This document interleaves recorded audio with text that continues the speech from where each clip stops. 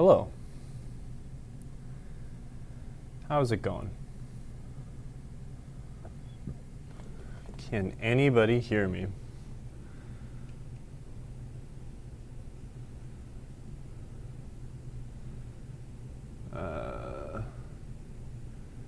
Something like that.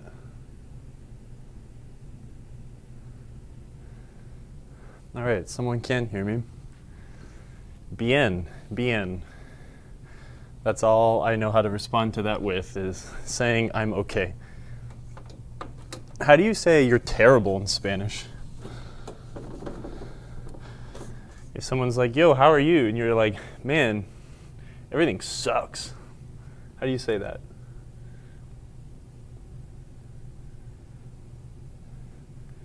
Estoy mal. All right, cool. Thanks for the Spanish lesson. Hi, everybody. Oh, look, everyone can hear me. Hi, everybody. Thanks for joining us here today. Loud and clear. Oh, gosh. You don't want to hear me that well, do you?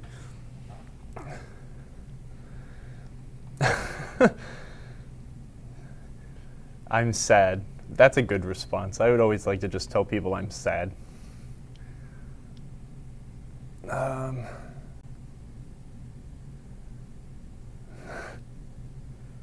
Cool. Look at this. Great language lessons. I'm not going to try to pronounce most of this stuff because I don't really have an accent for Spanish. I don't know. To be honest, that's actually something I really regret, is not learning more Spanish, other than like understanding when people are talking crap about me or how to order food. I really should have spent more time understanding the Spanish language. Being a California guy and all, I'm surrounded by it, so you know. Thanks, I love my wedge head shirt. You're a lucky man. Wedge head, probably probably my favorite place to play pinball in Portland, Oregon. There's a lot. There are multiple great places to play pinball in Portland, Oregon, but I am a big fan of Wedgehead. Chris is a cool dude. The food's great. It's a neat spot. So definitely one of my favorites. I guess I don't want to play favorites, but definitely one. How's everyone doing? Hi, Daniel. Clark, hello. Hello, everybody. Yeah. So today we're solo. We have no Emoto. So I can say all the bad words. No, I'm just kidding. We're going to just kind of give Viking the last like little once-overy little bit. I want to bring this game home. So I want to just, let's just make sure it's all good. Just do a once-over. Now that we've got it electronically sound, let's just finish up the inside. Pez Johnson, bringing up old wounds. I don't know. No, hopefully everything should be all good, and we're going to have a light that does what it should. Even though it's doing something goofy, it's actually working. So we've done something right. Let's turn the game on. Give it a second to fire up. We're definitely going to spend some time. I think I still have the speaker unplugged. That's why it's quiet. But yeah, I want to make sure all the lights work, and I see a couple that are out and lazy. So let's just go inside, take a look at what it looks like on the inside. Viking's pretty barren, but it does have it has one interesting mech. But yeah, we'll take a look.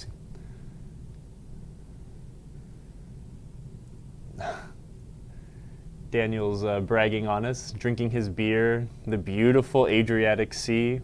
Lucky, lucky man. How was everyone's prior weekend? Anything funny happen to any of you? I don't remember what I did last weekend, so it must have not been very eventful.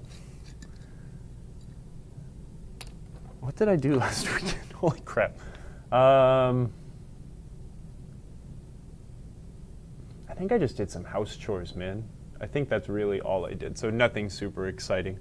I really, it has been actually, you get the double whammy here in like the real deep south of it's either way too hot to actually go outside,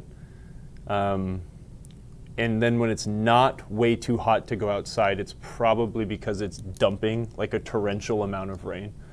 So I haven't really been able to get anything done in the last couple months. But I helped. We made a pizza. Yes, a delicious pizza. That was quite good with peaches, grilled peaches, and some balsamic vinaigrette glaze, which was quite tasty. Clark probably finished up Cosmic Gunfight.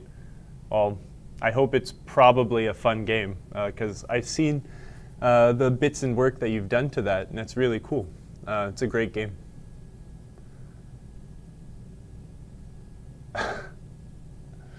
Indiana Jones has possessed Judge Dredd. That's hilarious. No. If they're just coming up and down, you probably got a switch problem. If the game's trying to trigger the drop targets to go up, it's seeing them either as erroneously down, or it's seeing them as down, and trying to figure out why they're down, and its response is to reset them. So you've probably got some cracked solder, maybe some dirty optos, or some optos that are starting to go bad. Take the drop target board out and inspect all of the solder points. I've seen those boards. I've seen cracked solder around the optos as well. But first, check the connector and see what happens. Dos cervezas, por favor. All you need to know. Yeah. Un negro modelo, por favor. Yeah, that makes sense, right? In one of the modes on Judge Dredd, that's normal behavior. Yeah, you know what? I'm not super familiar with Judge Dredd. Maybe there is a mode. Yeah, you knock down a drop target, it just comes up. But if it's doing it like for no reason, that's what I would check. Last time I played Judge Dredd, I was playing it with good friend Jim Sheard at Logan Arcade, and I really have no idea how to play that game very well. I've never really cared for that game, but it is fun to shoot. I'd like to spend some more time on Judge Dredd because it is an insane playfield. Insanity Falls. The evil spirit is doing exactly what it was doing when we left it, so I think we're good. You know what I am very happy about is the feature lights are extraordinarily bright. So that makes me very, very happy that going through all that time of replacing the rectifiers and the header pins on that rectifier board made a huge difference. So that's pretty cool. Fix the Dead World crane. You're proud of yourself? You should be proud of yourself. It's a crazy mechanism in that game. It actually freaks out. Yeah, I'm going to say check your switches. They're probably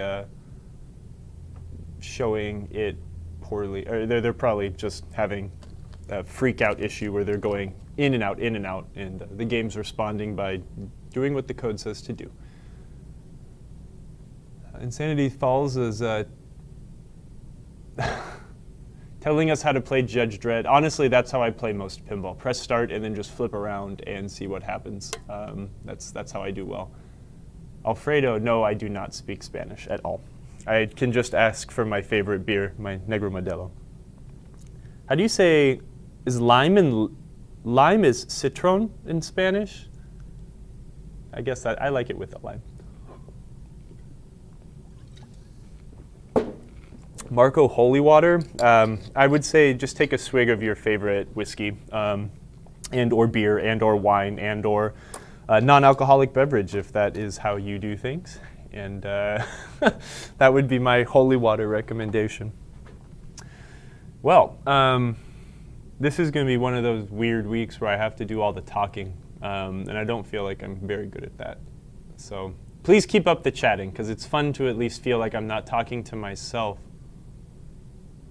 Oh man, long time no see. Obi Drunk Kenobi. we have done a lot of fixing and done a bit of playing since you've been gone. It's nice to see your name here back in our chat room, my friend. Insanity Falls. You'll do the talking for me? Cool. All right. Get on Zoom. Let's do this. Hello. Hello. Look at this. All these people coming in. Yeah. So otherwise, that's good. Oh, I did. OK.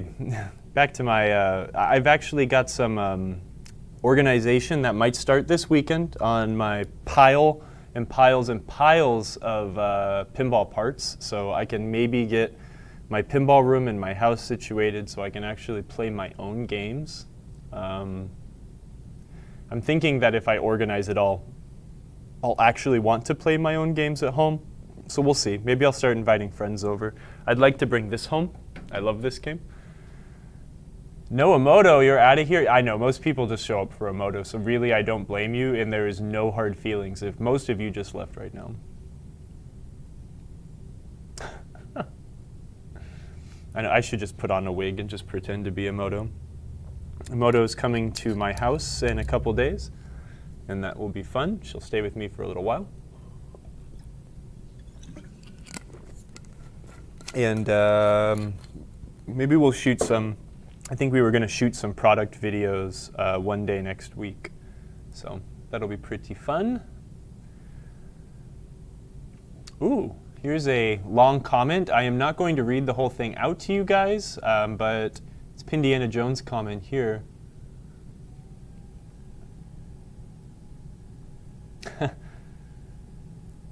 Yeah, that's a good idea. And you know, honestly, I was just looking at Viking right here, and I'm having the exact same problem with those the pop bumper lamp sockets, and I don't blame you for not wanting to put LEDs in that game. I personally do not like using LEDs in my feature lamps on those old games, unless you're going to operate it or unless you put one of those really neat LED OCD setups into it.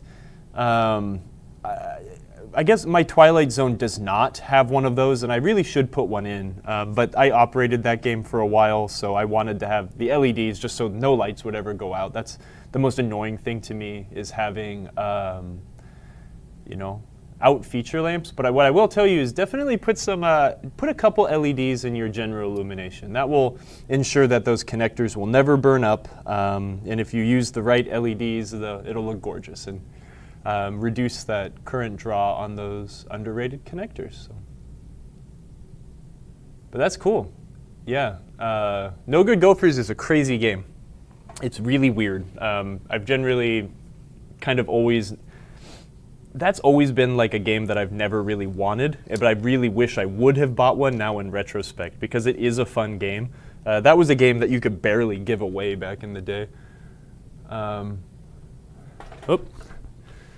It flagged Pindiana Jones' comment for some reason. There we go. I don't know why. It tried to... I mean, actually, I do know why, but it tried to flag you for using the acronym NGG. Personally, I don't ever change out LED to the flashers to LEDs, no matter what. They're just way too bright, in my opinion. You know, these new games, they're extremely bright, but they can control the brightness of those flashers better than those older games could. So, yeah, I don't want to have a seizure while playing pinball. Hey, let's open this up, and then we can get back to chit-chatting. I'll have to adjust the cameras myself. It'll take a second since I'm solo, but also, before I take the glass off, let me remember to plug the speaker back in. I think I had the speaker unplugged because we started up a game and I was messing with stuff last week. Uh-oh. Got a light out. One thing I do most of the time is, if I'm just going to put LEDs into a game that came into the shop, but the customer, you know, I'm just doing it to prevent further damage, is I'll always just replace the burnt out bulbs. So, Troy, what's up, man? You need a Viking? Yeah, a lot of people do. I love Viking. A lot of times when I put LEDs in the back box, though, like especially if I'm trying to go for a not 100% like crazy LED look. Actually, wait, hold on. I should switch cameras. I'll generally just, oh, that one's out of focus. Hold on, sorry, y'all. I think I tried to do that with Viking too, just to make it so it's not all super bright or anything like that. Maybe it'll autofocus. We'll see. If not, I'll use another camera. Focus. It doesn't want to focus. OK, let me change cameras. What I was getting at is generally, I'll just kind of put in like once every other bulb spot as an LED, if that makes sense. Someone took my backdrop, so now the studio looks extra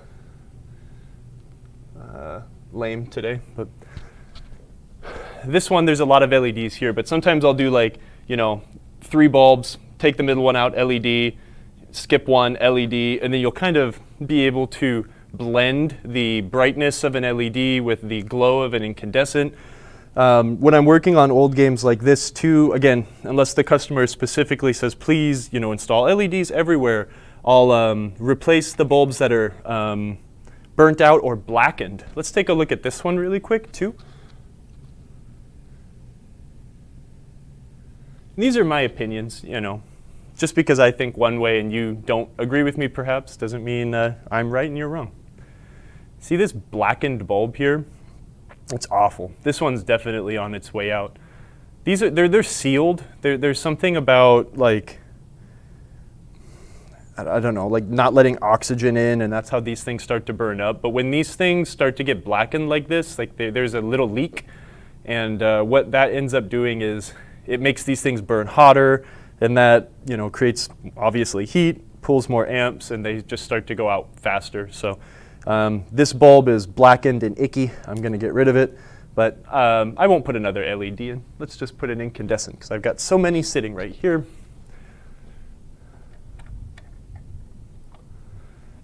At least again, I've reduced the load on this GI string by at least 50% by removing, a lot of these LEDs, or changing these out to LEDs. And I miss Moto pushing these buttons. Well, also miss her for many reasons, but. All right, let's catch up with this chat here really quick before we jump in. LEDs and flasher sockets should be illegal. Yep, I kind of agree, but it's just my opinion. LEDs in an F14, that is a special sort of crazy. Data East games and Steve Ritchie games were all about the flashers. They were insane.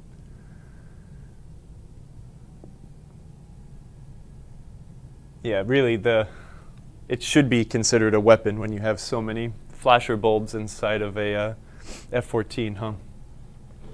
I do notice that I have a segment out, and I've got a little bit of spazziness on some of these displays.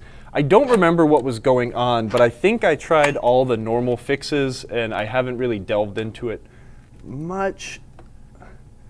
What I'm doing back here is just gently kind of trying to pry and wiggle the connector. What happens almost 100% of the time is these connectors on the header pins get cracked solder bits, and you lose things or they get finicky. I'll have to fix those later. Eventually this game, I believe I'm going to swap these displays out for a while at least to some pin score 7-digit LED displays when I do set this game up for 7-digit scoring. This game is extremely easy to roll, so I want to set it to 7-digit, and that will be really fun. I have a good set of 7-digit displays, but I think I'm going to save those for my Sea Witch project that will probably never, ever, ever, ever get completed. At least I'm reasonable with myself in knowing that it won't get done. But I have a full set of original hardware I'm excited to put into that game. Let me hydrate here and also check the chat. RoboCop, another game never to put flashers in. Yep, yeah, really any Data East game. They were just crazy with the flashers, but made them very unique.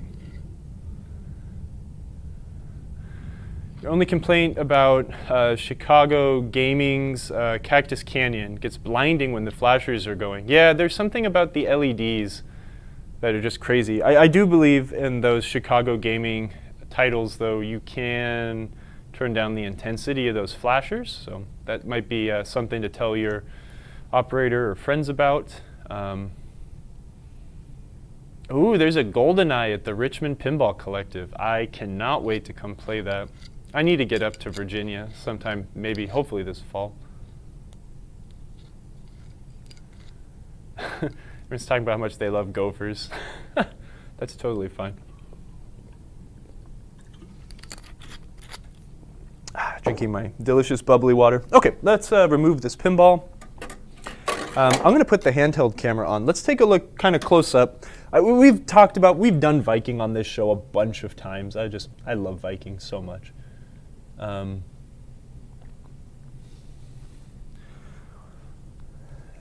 It's a very basic game, but it has two of my favorite things in pinball. One of them being a spinner that changes in value, and also inline drop targets. The inline drop targets are super awesome. This game has one very unique mech that was not used in many games. Viking, I think there might be a couple later titles, but Viking has a bi-directional saucer that will kick the ball either back into the upper section or back down into the pop bumper garden. Or it also has a standard, saucer up here. There's a little bit of dried wax residue. I'll probably give it a little clean when I get it home or something. But we'll take a look at that when we lift the playfield up. The spinner, every time a spin happens, it will light up, the lights underneath on this dagger or this sword. And once you complete 10 spins or 10 actuations of the switch, it goes from being worth 10 points a spin to 100 points a spin. And then when you complete another 10 at 100 points, it becomes worth 1,000 points a spin. You might think it's like, oh, well, that's so dang easy. You'll just be able to max that out real quick. The fun thing is it's timed. If you do not nail that spinner or actuate that switch again, it will reset back down to 10 points. This game has problems. It is cursed in two ways. One curse is that of the 6-digit scoring. The other curse will be of the time that it was made. Gosh, if this game came out just a few years later with the better soundboard, it would just be such an amazing game. I mean, you could think about like some of those early games, right? I don't know what other games use this soundboard. I think Skateball used an updated soundboard, and that was a game that came out really soon after this. But this game can't really produce sounds other than a little bit more complex beeps and boops and a lot of sirens, and it really just doesn't fit the game thematically. That kind of, I think they were just restricted by hardware. That being said, the sounds in these games are superior, arguably, to some of the other early Williams games until we get to that like Black Knight, Firepower, the video games Joust and Defender in that era. But if this game had better sounds, it would just be incredible. Anywho, some other basic features of the game. You've got an increasing value drop target bank here. So if I were to knock this down, just hit any of these drop targets, it would be worth, I think it starts at 2,000 points. Then the next time I knock it down, it'll be 4,000 points, 6,000 points, you get the deal. But if you knock them down 1, 2, 3 in order, so if I were to hit this target, this target, this target, that's where this evil light we've been dealing with for a while comes into play. This would be a 10x value. And these are the things where I'm starting to tell you where it's like, this game is so easy to roll over.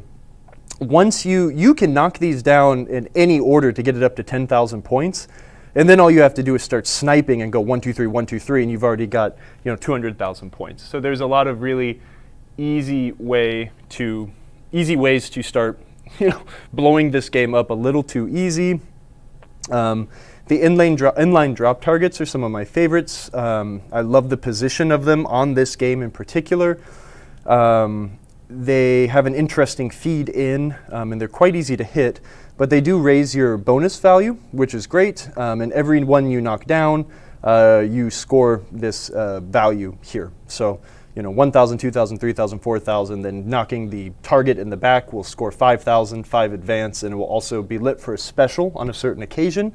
You've got a reflex shot here, so a 50,000 point target in any random X amount of time.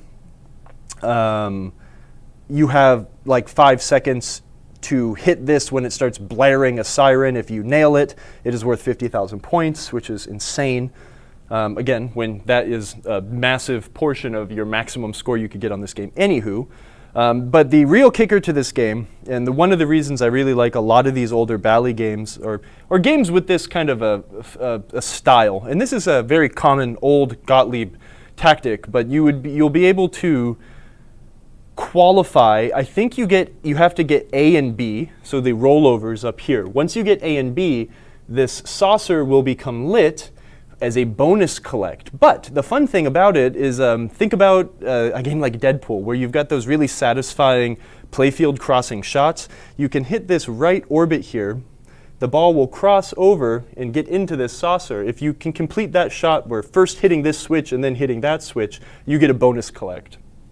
So again, A and B lights your multiplier. A and B qualifies that.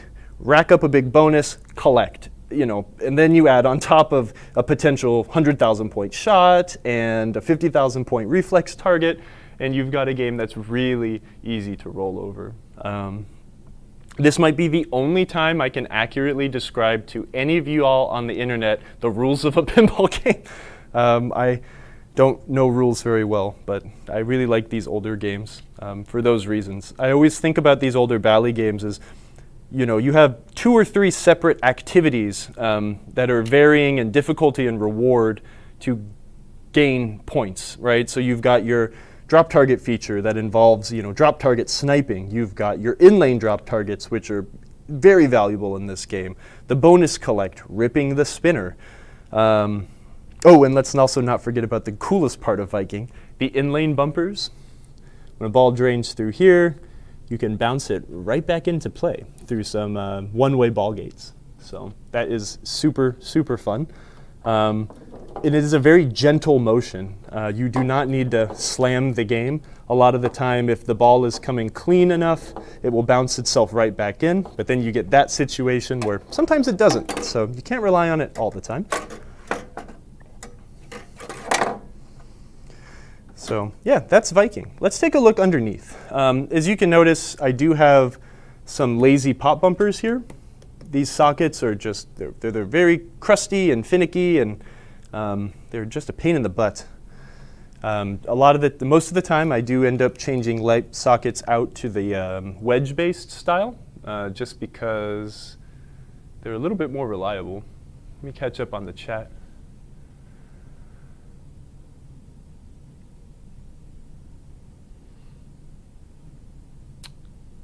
Snurfu, maybe I said your username right. Yeah, the one thing that really set the Bally games apart from everything else, in my opinion, is it is the art package. The games are great. Arguably, Williams made more technical games. I would argue that their games did not become very technical until the firepower time, perhaps. Blackout, firepower kind of technical games. And then you've got games like we were talking about earlier, like what's it called? Cosmic Gunfight, which is an extraordinarily technical game. But Bally games just always had the art. And the sound packages too. I mean, especially with the advent of the Sounds Deluxe board, which I believe is just an upgraded version of whatever was in Skateball, which I think is one soundboard separated from this. But the Sounds Deluxe board with the vocalizer is what went into Xenon, which was the first talking Bally game. Williams had Gorgar, which came out the same year as this game, which was the first talking pinball machine. But Bally one-upped Williams in the way that they put music, which is really magical. Arguably, the Xenon, I think, is one of my favorite music games. I like to argue about that. But what year is Frontier? I think 1980 or 81. Frontier, I think, was a weird game that it was supposed to come out earlier, but it ended up being pushed back. And that's why it's kind of simplistic in a way, but it's a great game. It's a good shooter. But yeah, I mean, this is an older game. This is a pre-1980 game, and I always consider the games of around 1980 to be where pinball really started to. You got into that the competitive war, right, where everyone needed to start one-upping each other better to have better market share. Personally, I feel like Bally definitely came out ahead in that war. It was a sharp rise and a quick downfall, but unfortunately all the pinball companies really had a sharp rise and quick downfall at that time as video games and pinball kind of waxed and waned against each other for competitiveness in the marketplace. But that being said, I mean, this thing is gorgeous. It's so cool. And the thing I always like to talk to the artists about too, I mean, just look at this. This is such a cool side art. Right? You've got your Viking warrior and his shield, and then on the head is the sword. Now, again, and this is just like, I think, testament to Bally's like incredible art department at the time. I mean, let's look at, you can kind of, so I'm going to break the fourth wall, I don't care. I mean, look at Strikes and Spares. I mean, it's got a bowling motif on the cabinet, and then you've kind of got the ball going in for that big strike on the head, which is really neat. 8-ball is kind of boring. You've got your Fonzie-esque character on the side there. I mean, look at Jungle Lord, right? They were trying to do things like that with Williams in the 80s, but that just doesn't compete. I mean, even till about the time where the Dark Ages were starting, like with Vector, I mean, that is just a really cool silkscreen, right? There's a lot of neat art details snuck into these things, but I think this is one of the coolest bits of side art. My favorite is definitely 8-Ball Deluxe, just because of how technical the stencil work was. Anyways, I'm really going on a tangent. This is turning into a pinball history class and not a pinball repair class. If you guys are into that, let's not even do pinball fixing. Let's just sit and talk pinball. I'm fine with that. Emoto's not here to tell me no. Just kidding.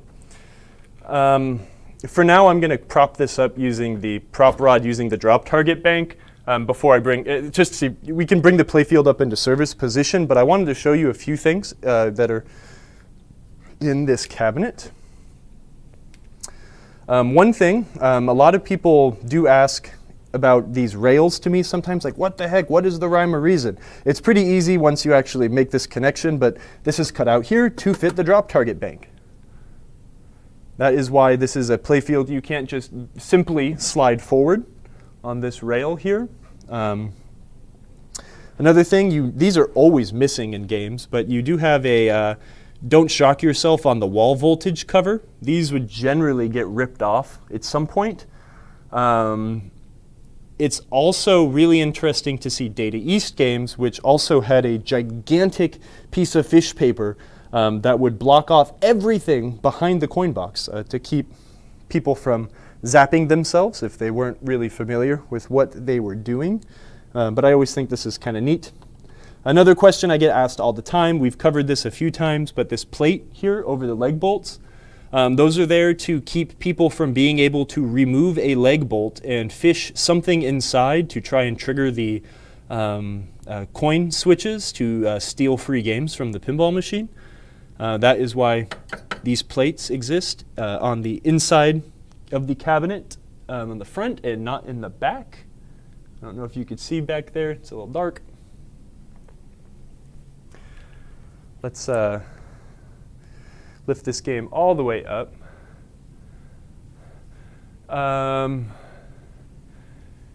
Do you have a favorite Jim Patla game? And if so, is Viking it? Viking is one of them. Centaur is definitely my favorite. Daniel agrees. Clark bringing up the fact that Frontier has synthesized crickets, which is probably one of the best background noises ever. Insanity Fault, yeah, man, it is. It's super cool. How they used color to make things work. I'm here for pinball history class. Give us pinball trivia. Give me a second. I'll think of one. We'll devolve this into pinball history in a second. There's only so much to go over here. I have a unique ability, since I am so tall, to be able to really kind of handle these things in this manner. Not everyone can lift these playfields up around like I can. Be careful when setting your Bally games down. It is very easy to break that back plastic if you were to lean the playfield all the way back right now. Sometimes I'll kind of lift up on the back and set it in its rested position so you don't crack the corners off. I'll show you what I mean when we put it back down. This one has a really aggressive service position, needing to bring it so far forward, but it's nice because the playfield's in a really secure location. Let's drink another sip of water. My voice is going bad.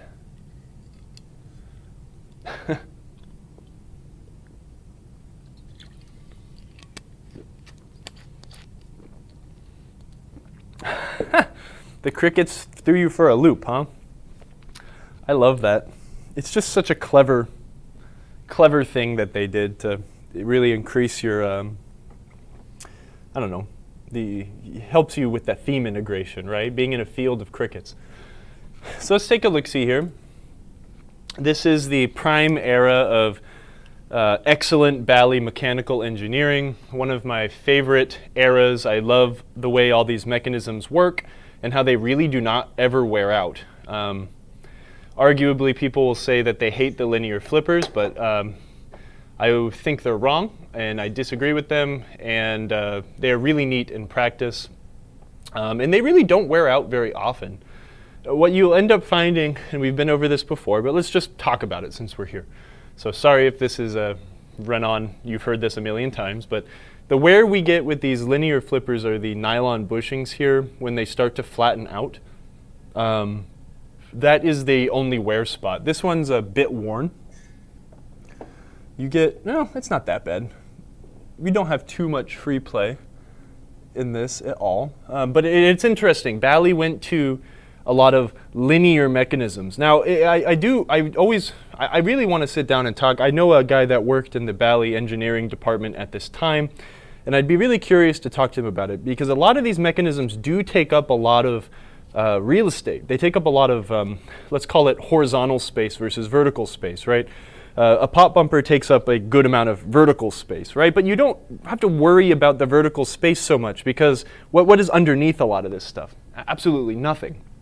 Using something that takes up a lot of horizontal space, such as these linear slingshots, is odd. It takes up a lot of space here. But the action is very smooth, and it doesn't require maintenance. I think that was the thing, is Bally was trying to innovate in ways that would not require more maintenance on things like needing to oil pivot points and stuff like that.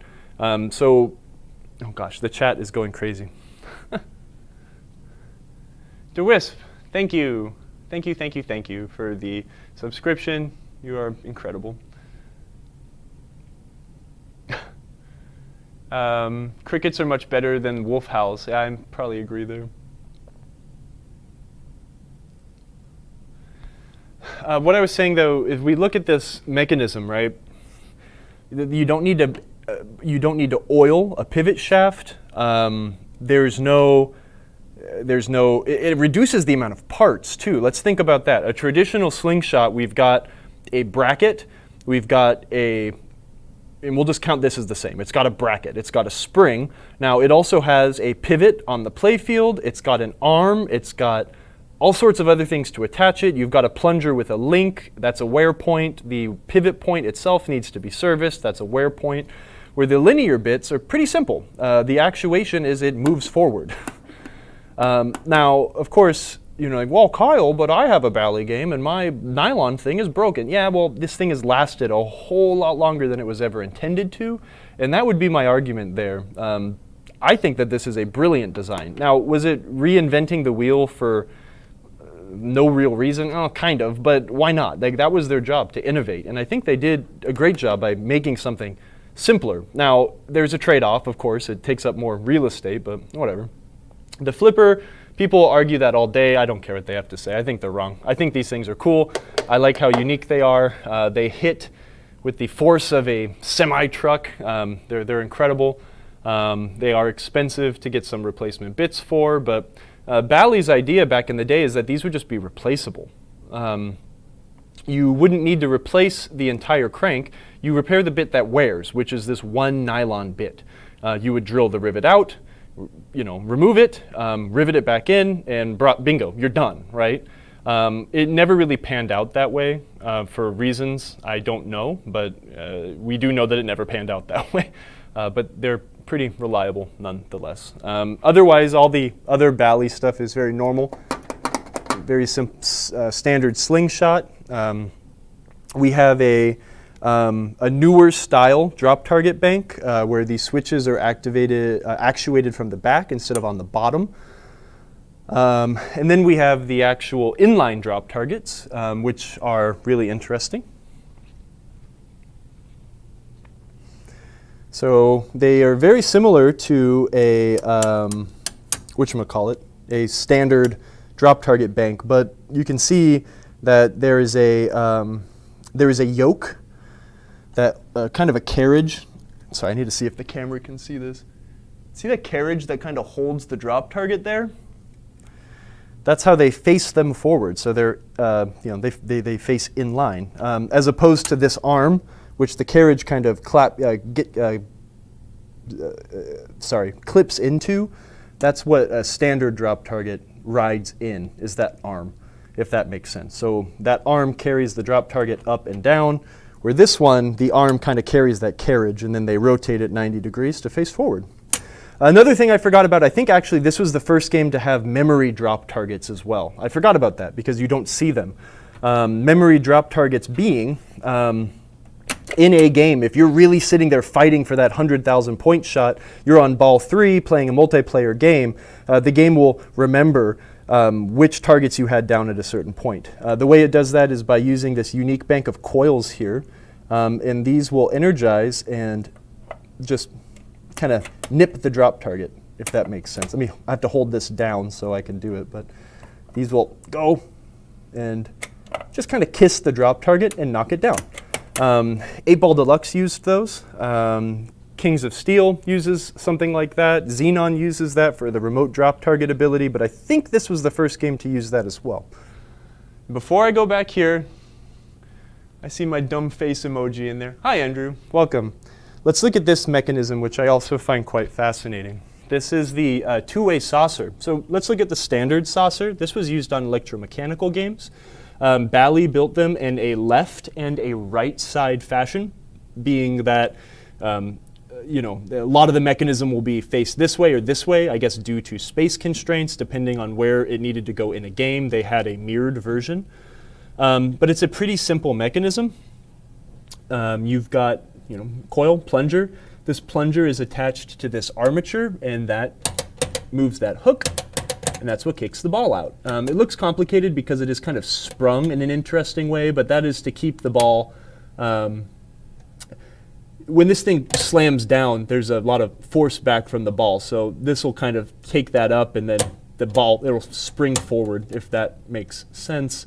I think it's something that happens slower than we could ever possibly see, but that's how that works. So there's a left and a right side of these. One of them is extremely rare. I think the one that is mirrored of this is the one you just never see, but they are required in some certain games. They took a similar principle and made a dual-sided one. So it still works off of a single switch, but we have a coil that will kick it one direction and another coil that will kick it in the other direction. So it's kind of a neat thing. Not many games used it, but again, unique, and I find it fascinating. Okay, I've done a lot of talking. Now it's time for me to do a little bit of drinking. You guys can look at Viking while I come back and check on the chit chat.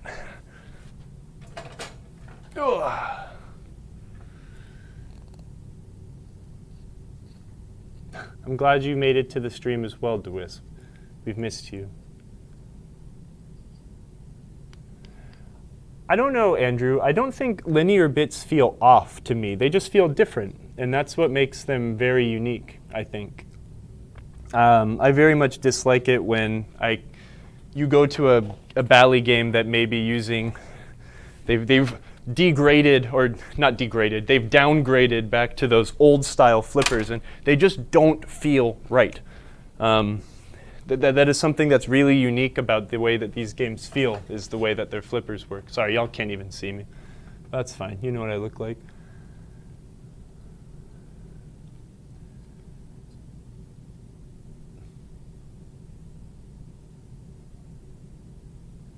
Hello, Permonson. How are you?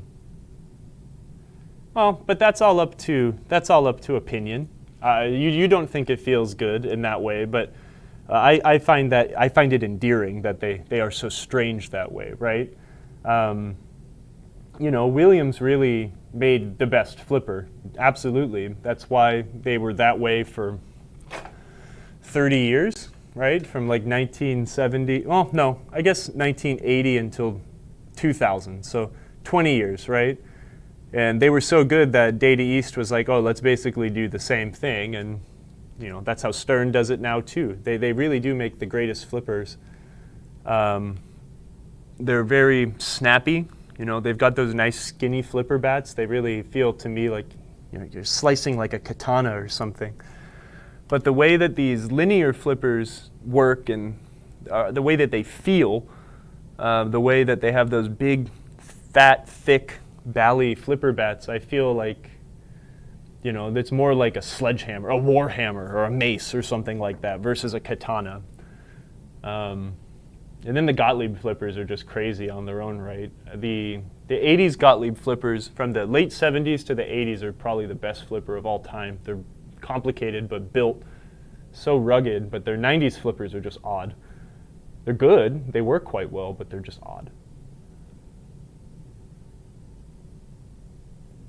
Happy Bastille Day. Oh yes, a very important day in history. Happy Bastille Day.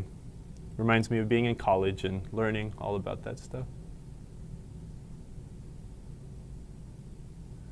Stern still uses Williams technologies. Yeah, definitely. I mean, Stern does things their own way as well. Not everything is just a holdover from Williams tech, but I think it's just good engineering. Why reinvent the wheel if you don't have to? I know, dude, I wish we still had a Rush in here. I would love to be playing. Actually, no, I'll listen to Rush on the way home. I'll listen to Bastille Day. But yeah, I don't know. I don't think you're wrong, though. They are very unique. And if you don't like the way they feel, then don't play it that way. I really like the linear flippers, though, just because they're weird. And I think that's what I like the most. Oh, I'm glad that comment triggered our friend Jess here to make herself known and let everyone know that Rush is a great band. Rush is a great band. Jess stole the Rush Premium by opening her wallet and paying for it, and then Marco went and sold the Rush that should be behind me right now, so now I don't have Rush to play.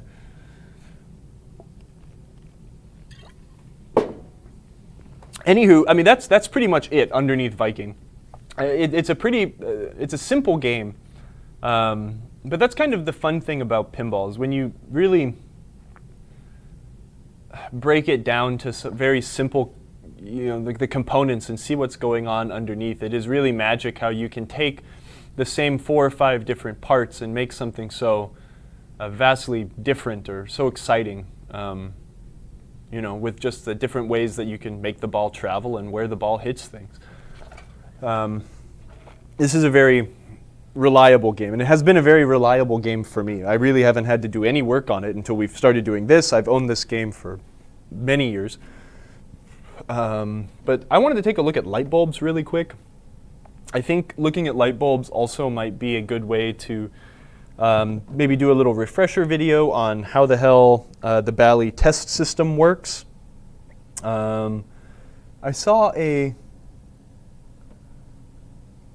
blackened bulb. There it is. Oh, and it's using one of those odd bulbs too.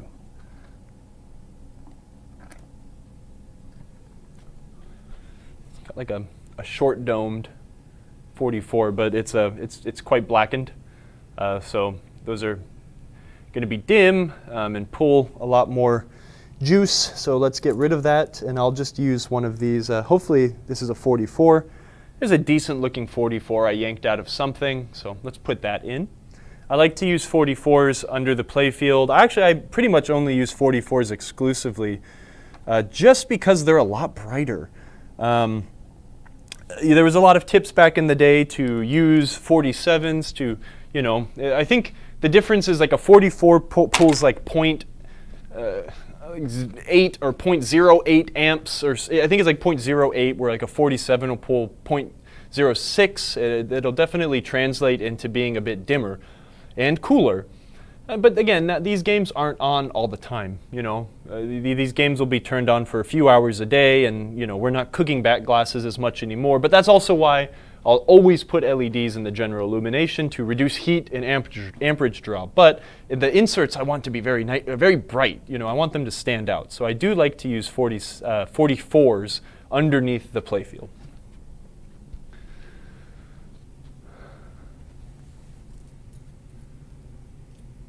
Oh, Sarah wants to know why we're hiding, because no one wants to see me. You're not here to see me. Okay, let's take a look here. The test mode is quite simple. Oh, one of my favorite, the Bally coin door is fantastic also. It's just so classic looking. This thing has definitely seen better days. I don't know if Viking was supposed to get a sticker, but again, I'm not going to replace it. It looks good. The only thing that's missing is the flap. The coin return flap is not in there for some reason, so I'd like to get another one of those. But the neat thing is I've always really loved the Susan B. Anthony dollar setup. Almost every game that I've seen, and I have good reason to believe, but I think factory, they would put the Susan B. Anthony dollar in the center. So you'd have quarter, Susan B. Anthony. For people that are not American or maybe are young, for some reason Americans will not get behind dollar coins. So we've always tried to introduce a $1 coin, but people never latched onto it for some reason. Now, if you remember, pinball, the pinball industry, the coin-operated amusement industry, at one point, for a very brief time, made more money than Hollywood did. There was a lot of driving force and things that they could not force, but they were very influential. And one of those things was definitely with currency. So Bally striving and trying to get that dollar bill coin being used was a big deal. So there was actually a sticker at some point. Do I have a game like that here? No. There was a game at some point that had a big Bally Susan B. Anthony logo on the coin door. But you could see, right? One play, one quarter, or get a free game if you use a dollar coin. The way that this would kind of be dealt with, though, I don't have a Bally coin box in here right now. I know I have one for this game, but you had a coin box in here that would have a plastic tubs, so you could divide currency. And that makes sense in a lot of European countries where, let's use Germany, for example, might have used 10 cents, right, to play one game, and you maybe would have a 5-cent bin and maybe a 25-cent bin or something, or a dollar bin, right? So you would have 3 different currencies, and you could set these up to take, 2 coins coming through here would mean 1 credit, 1 coin would mean 5 credits, perhaps, in the sense of a Susan B. Anthony. But you would have coin trays that would be dividable. I don't know, this is probably not interesting to anybody, but I find that fascinating. I don't know why this got moved. Maybe the operator just liked having all their quarters sitting on one side and the Susan B. Anthony's in one tub. I don't know. And I think this has a real Susan B. Anthony coin mech in it too. Let's take a look. I always try to collect those to make them as accurate as possible in my coin doors that should have SBA acceptors. Yeah, it does. I don't have a Susan B. Anthony quarter or dollar anywhere, but it does have one, which is kind of neat.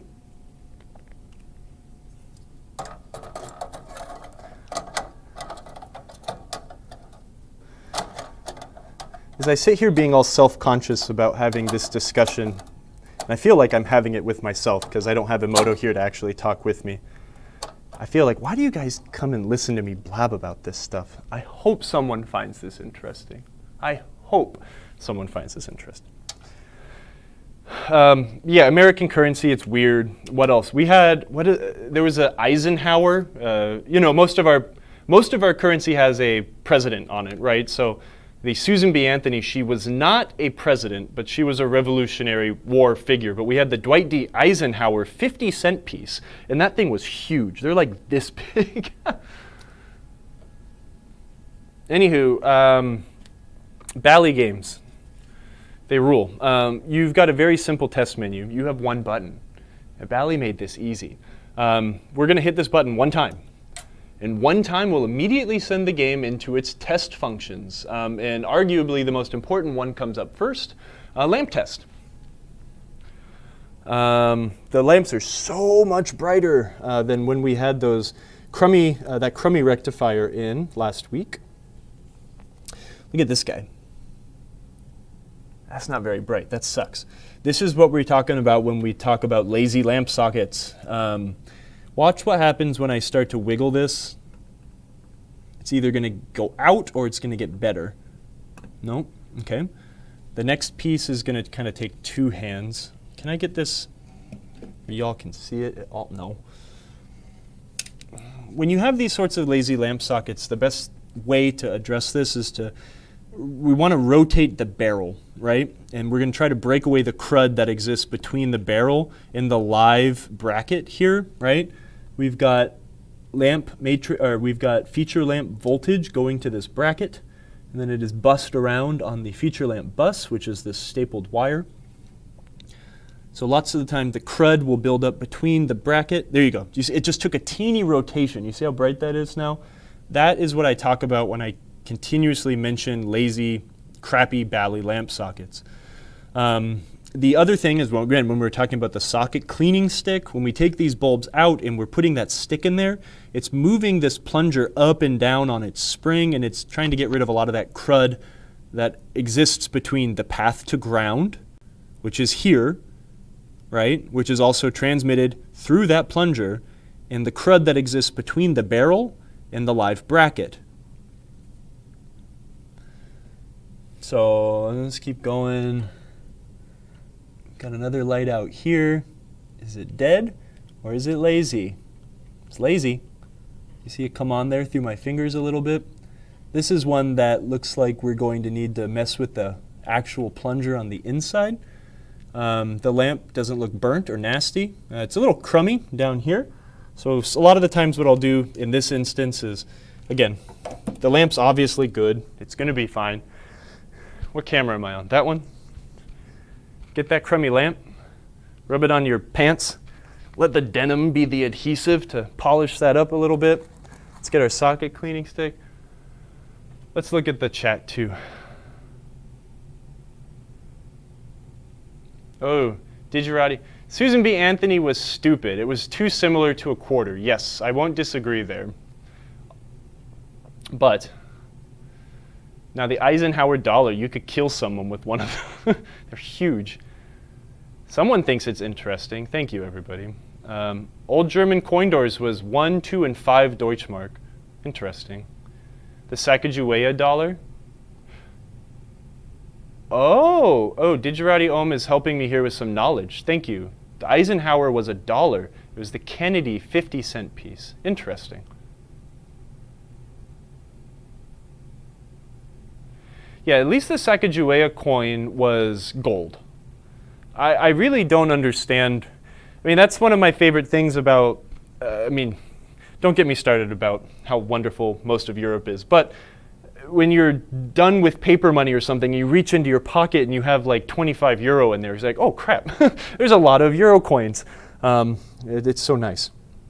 This socket cleaning stick's a little too long. Let me see if I can find a shorter one.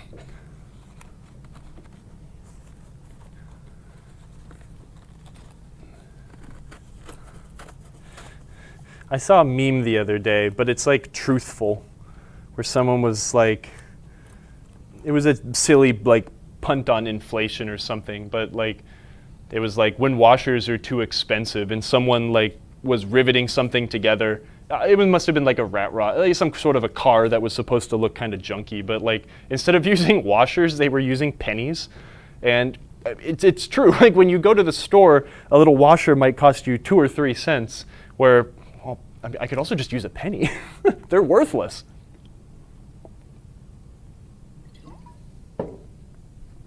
Okay, if I ever ran for office, I should just run for office, and my platform should be unstupefying things. And one thing would be to eliminate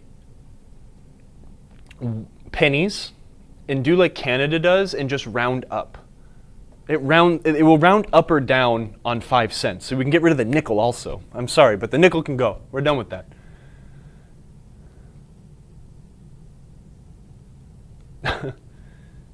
First time chatter, thanks for chiming in. PSOC 42. Other than Sweden, where they're trying to completely get rid of physical currency. I mean, look, honestly, I don't use dollars very often. The only reason I have any paper money in my wallet is because when I do service calls, people pay me in cash. I immediately go deposit it a lot of the time. I mean, shucks, I feel like a boomer, but I just started doing that cell phone credit card tap thing, and it's wonderful. If I forget my wallet, or I don't need to bring my wallet to the coffee store. I just walk with my my phone. Boop, done. I was going to mention that, Daniel. Croatia is using the euro next year. You know what you should do for me? Personal favor. Save me some Croatian currency. I'll buy it from you. I'd be very curious to get some. I have a lot of old Deutschmarks from before the euro. But it is kind of interesting to see, old countries' currency before they went to the euro. Anywho, what we're doing here with the socket cleaning stick, really quick, I'm going to have to put the camera down, but see how we're actuating that plunger?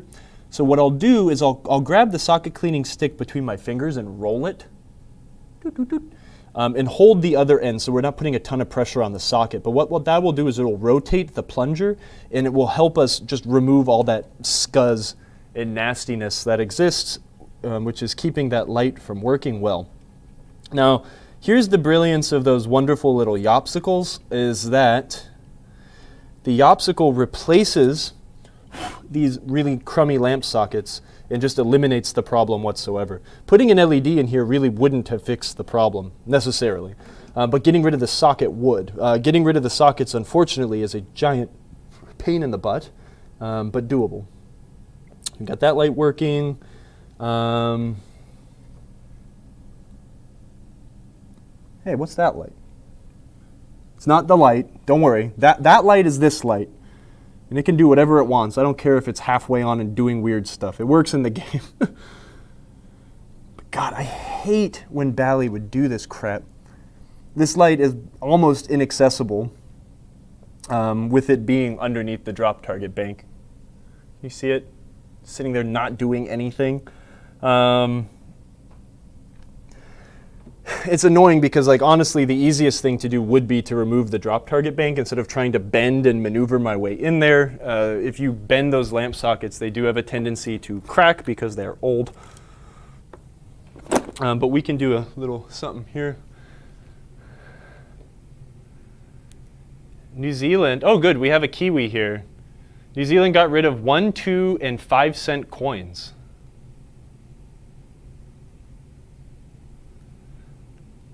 I mean, yeah, it is. If you just round up or down, it just makes more sense. You can get rid of pennies and nickels. I mean, come on. Dwayne's bringing up some rough subjects here. Whatever we did, the light now works. It works correctly in-game when the software is controlling it as it should. It still has weird symptoms, where the light is still kind of like halfway on. In test mode, it's very odd. But when it is called to come on, it comes on. When it is not supposed to be on in-game, it is not on. I am dropping the issue, and I'm going to enjoy it as it is. Some issues are best left not solved. I would make a great detective, right? Yeah, boss, I have no idea. But I'm bored of trying to figure it out. It kind of works, so all right. Spateri, you're fired. I'm trying to do here really quick is rotate the, I'm trying to rotate the tab of the lamp socket out so I can grab it. What I want to do is just apply ground to that tab, simulate the SCR being on, and see if that wakes it up. Because I don't want to have to take this drop target assembly out. If I need to replace the socket, so be it, but I'm going to be prepared to replace that socket when removing that drop target assembly, because it's not something I want to do. I'm tapping one end of my ground here to that. I'm going to do the other. Okay, so it's lighting. So actually, we could potentially have a bad SCR, but I am watching it go bright and dim, like it's... Why would it do that? Now I'm losing my Bally lamp troubleshooting. If it goes bright and if it just stays bright, the SCR is not working, right? But since it's going light and dark, we potentially have a bad connection to the board, which is something we'd want to take a look at. Right now, what we're doing by grounding that tab to the side of the side rail is we're bypassing all of the drive circuitry and just providing it a path to ground. I'm going to make a note of that, but we do have a lamp that does work when grounded. Let me, just for giggles here really quick. You work. It does the same thing. So maybe we just have a really lazy lamp socket also.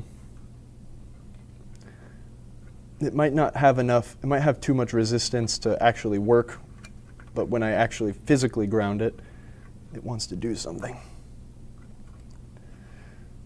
I try not to zap myself too, because there is 42 volts really close to where my hands are. Sounds like a win. You'll never mention it again. Oh, that's fine. Currency changing 3 times in your life. Oh, gosh. Yeah, that's kind of a lot. Hey, but at least you'll be on the euro now, so it'll be much easier for you to not have to exchange money when traveling to visit some of your neighbors to the north, right?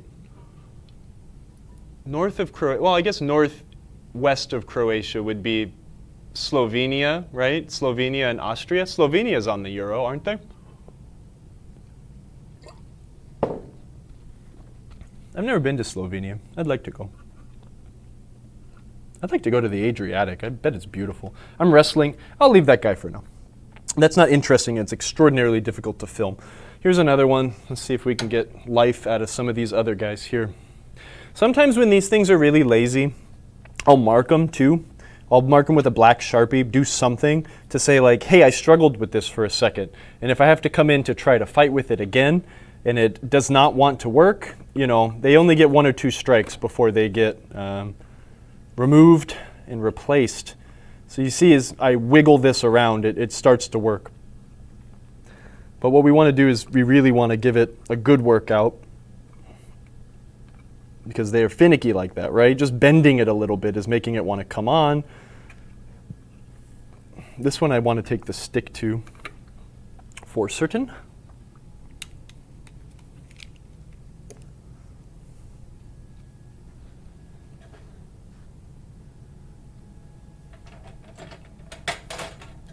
Slovenia and Hungary are to the north. Yes. Hello, Dalton. I am not at Southern Fried this year. I'm sticking around home. I'm gonna clean this lazy lamp socket too.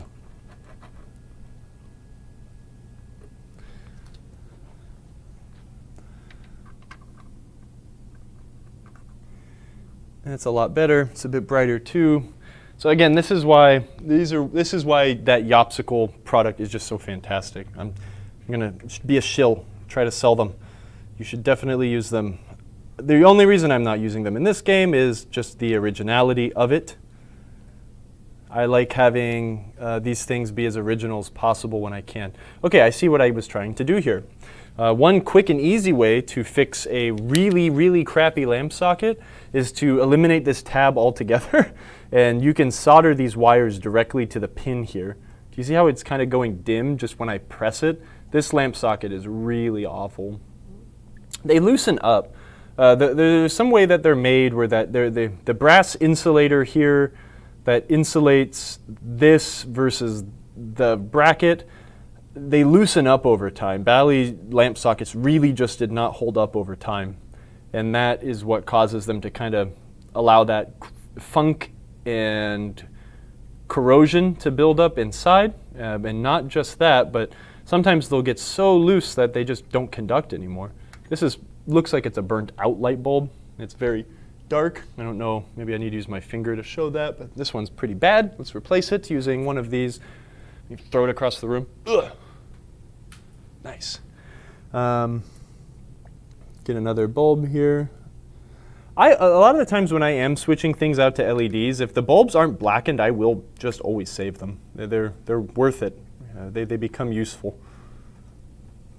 There will be a point where these probably aren't made either. So, all right, that one's being frustrating. Let's make sure that's not a burnt out bulb. I always try to throw them across the room or in the garbage when they are burnt out. But maybe this one did not get that treatment. Take a look-see. I don't see a broken filament. For giggles, let's put another light bulb in there.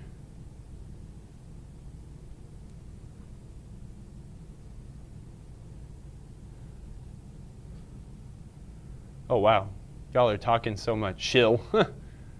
Nice. Dalton got a rush. Congrats, dude.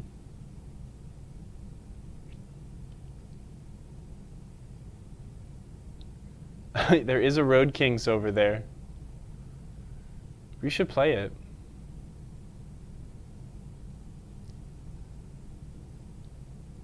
There is a Kings of Steel back there. That's another one of my games. I love Kings of Steel.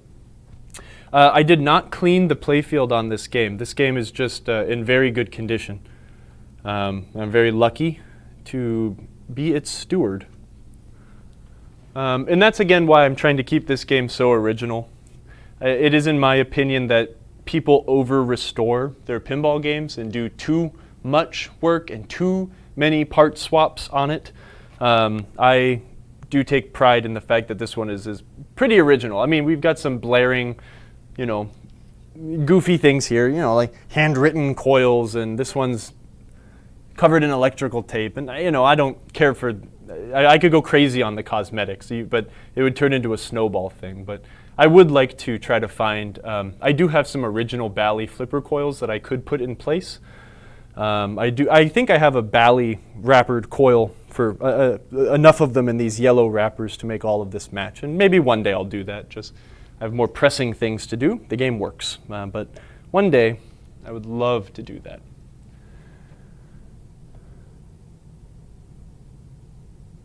Oh my gosh, what is going on? We should play Road Kings. Yes.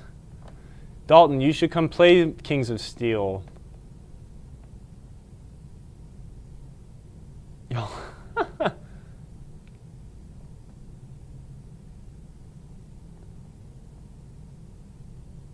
Dalton, are you going to win the tournament at Southern Fried? I won't be there to cheer you on, but I think you'll be able to win with my spirit guiding you. I'll be thinking of it. If you don't win, I'll be awfully grumpy. Let's put it that way.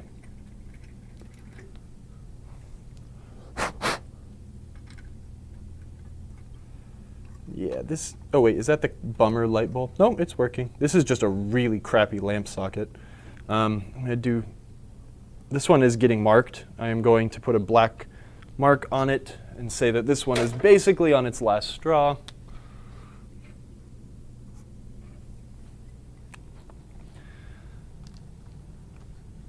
Dalton says he'll try to. Good man.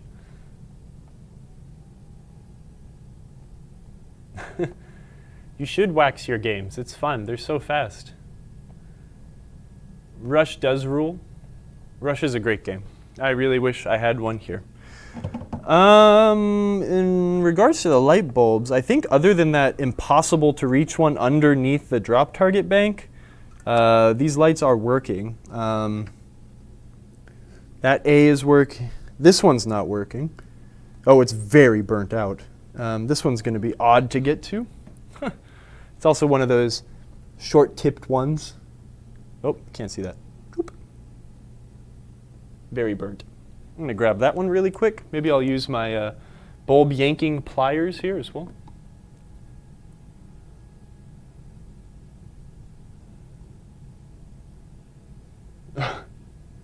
Yeah, don't enter the Oreo eating contest, please. That just looks unsafe. Call me old and boring. Someone's gonna not have a good time after that.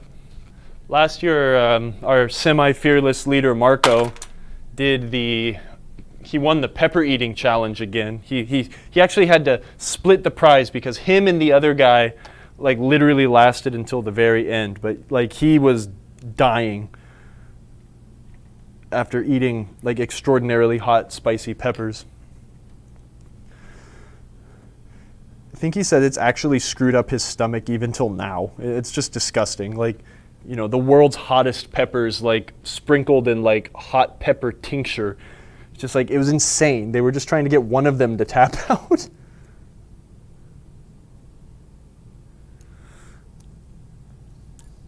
Where is a decent used 44? Ooh, that one's gross because it is quite corroded.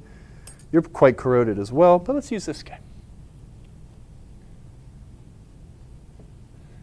Yes, I do have pliers specifically for yanking out bulbs. We actually sell them too on the website. They have rubberized tips. They're slightly rounded, and they're great for grabbing onto bulbs where your fingers might not be able to reach.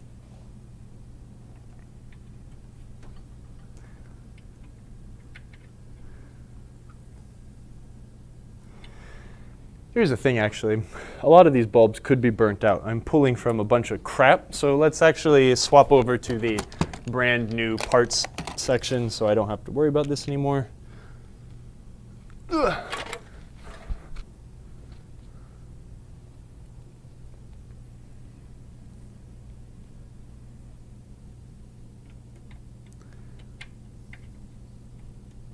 Okay, this could potentially be a really lazy socket. So I've got no signs of life, no nothing, use new bulbs, everything. We're not going to get a good camera shot of this, I'm sorry, but this is also extraordinarily boring. But this is really a lot of what it takes to get a Bally game done and did, if that makes sense. Okay, could you possibly be on a bad SCR or have a bad connection? Let's rule that into the equation. I'm going to ground this.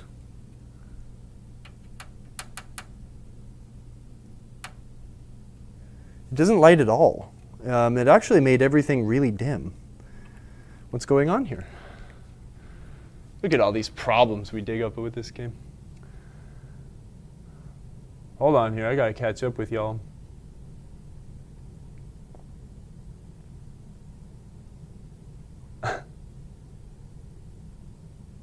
What else should you add to the order? I don't know. There's all sorts of tools and funny stuff. I think the part number is BRT. Like try 77-BRT, bulb removal tool or something like that. Oh, yeah, there it is. Dregger, thank you. You get money. You should take my pay for the day. C&K, what's up, dude? On the bulb socket, is the base positive or negative? The tab provides ground. The base is live. So the this bus wire here is hot. There's 6 volts or whatever on this, and then this wire provides a path to ground, which lights the bulb. So that one's weird. It's the 5000 inline drop target. It made everything super dim. Now that could be because the lamp socket is shorted. That means that it also could have, there could be something pinched somewhere. But yeah, that's also not impossible to find shorted out lamp sockets. That is a real common annoying thing. Otherwise, I'll have to look at that one. I think we're going to sit down and do pinball history in just a second because I am tired of poking around light bulbs. And you guys don't want to see this. Oh, look, I found a wire that fell off. That'll be an easy fix. It works. Otherwise, this is a lazy lamp socket. It just started working as soon as I moved it. Let's talk about one other thing with Bally games. This is a way that I generally will help people troubleshoot over the phone, so I don't have to come to your house and fix your game, perhaps. Okay, here we go. Let's go back to where we started, too. Look how lazy that sucker is again. So this is a light socket that is failing its test. It's going to be replaced soon. I'm going to put a mark on that one. Every single solenoid on a Bally game is fused. Every single solenoid on a Bally game's playfield is fused through this fuse on the playfield. I've had it's a real easy tip-off. Customer calls, I've got a Viking. Okay, cool. Well, when I start a game, the flippers work, but nothing else. Ball doesn't come out. That's a real easy, quick go-to to tell me that, oh, this fuse is blown, try to replace this. If it blows again, you've got a short somewhere. But that makes it pretty simple. This fuses everything on the playfield but the flippers. The knocker is also not fused because that's on a different harness, right? That's part of the cabinet harness. These technically don't run on the same voltage source as this, which is why this is fused here, and these will still work. These all run through the flipper enable relay on the driver board.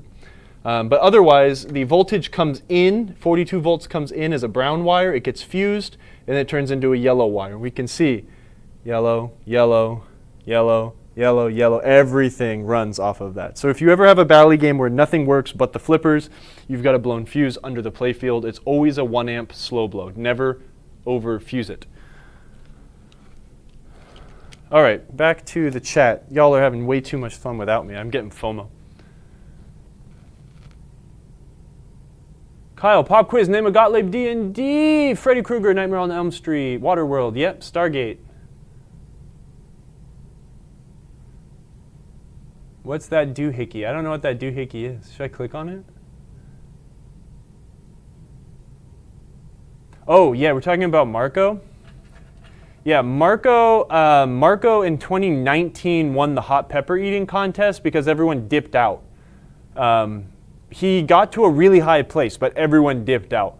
Last year, he sat in it until the end, and him and this other dude just would not dip out. And it got to the end, and they tied. Like they were eating like mega Thai death Carolina Reaper pepper, like with mega pepper tincture like sprinkled all over it, and both of them did it. That was as spicy as they could make it, so they split the prize and split the trophy. Hydrate? I got you, Colin. What's up, dude? Welcome to the insanity stream here.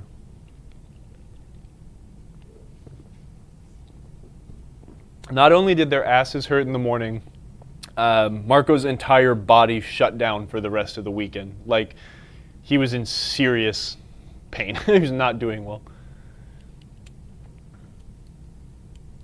Yeah, Brian just got Portal's new spot approved and stuff. That's super cool. Maybe I'll come to Atlanta one day, and I want to. I really want to check his new spot out. I have an aversion with Georgia, though. I don't go to Georgia. Only Savannah.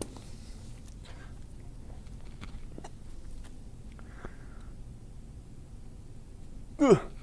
Let me get my soldering iron wiped up because we do have one wire that broke off. We have all the other sockets are mostly working except for this one that is a giant jerk.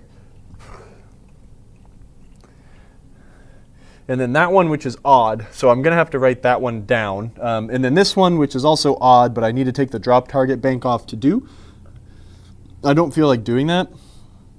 And honestly, I might replace both of these bulbs, like the weird one that we were having problems with for weeks, plus this one with a yopsicle or something, just to get rid of the unserviceable lamp socket LED combo, if that makes sense. I dislike having to remove drop target banks to replace a dang light bulb. I think most people would agree, and I won't dock myself points for unoriginality for doing something like that.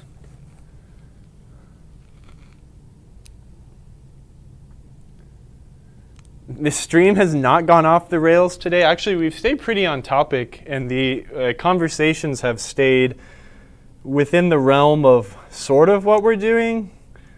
But I'm trying to give it some pizzazz. We're talking about Susan B. Anthony dollars, Kennedy 50-cent pieces, the euro, what I would do if I was president.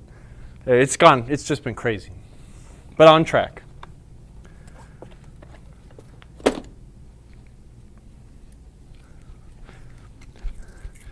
Dalton, what if you win the tournament at the Southern Fried Show and they give you another rush? Would you be able to play both rushes at the same time doing tap passes?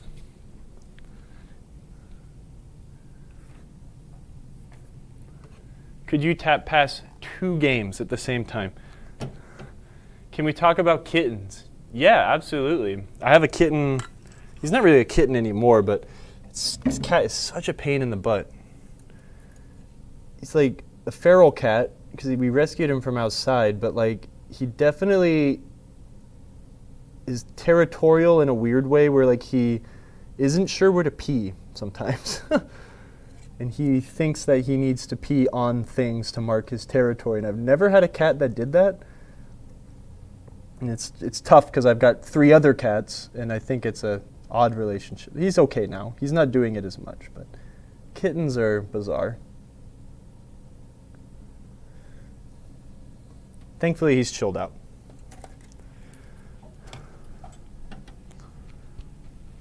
All right, soldered that on. Now we should have a properly functioning Viking, and we can go back to talking crap about 40-year-old pinball machines. Am I right? Let's talk about pinball news. Let me I'll go wash my hands, turn this game on.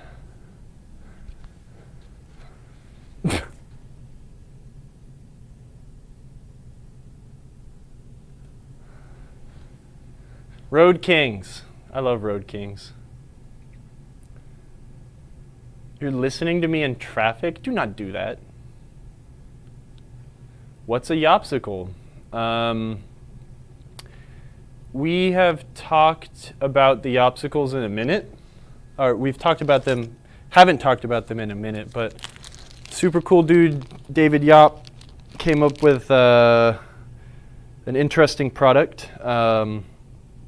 He took inspiration from the way Stern does a lot of their lights, but it's a stick. It has an LED on it, and it will take the place of your lamp socket and lamp in a Bally game. So you can solder the bus wire here, and the signal wire. The signal wire goes here, and it is a lamp socket replacement. So it'll get rid of the lazy lamp socket and have a nice, bright, warm, white light at the same time. Okay, give me a sec. I'm gonna go wash my hands because they have lead on them now. An old, nasty Bally poison.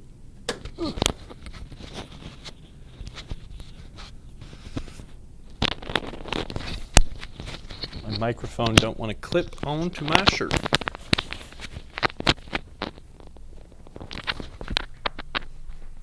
All right. I always wonder if you guys can hear me when I'm in the kitchen washing my hands. Here's a question for chat. Can you hear me washing my hands?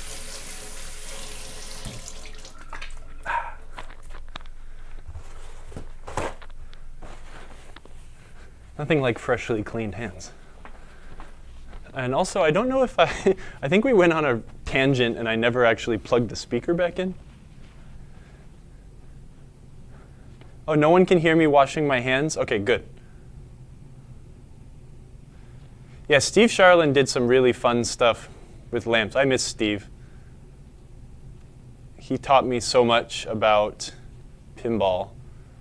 Trying not to be gross. Splishy, splishy. Hey man, I take cleanliness very seriously. Okay.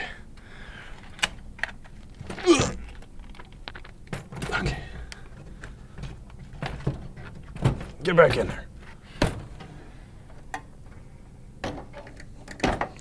Man, it's gonna be great one day when I just never have to touch this game again. It's there. It works fine. It's just a matter of getting some of those light sockets to stop being super lazy, giving it a good clean, and then bringing it home. So really quick, we're gonna make sure the speaker's plugged in. Come on. Get back here, speaker. And I need to get a plastic cover and sticker for my rectifier board there.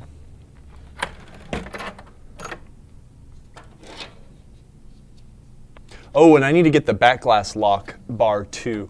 I used this one as a sample to send off to one of our vendors to have them recreated. So now you can get brand new ones.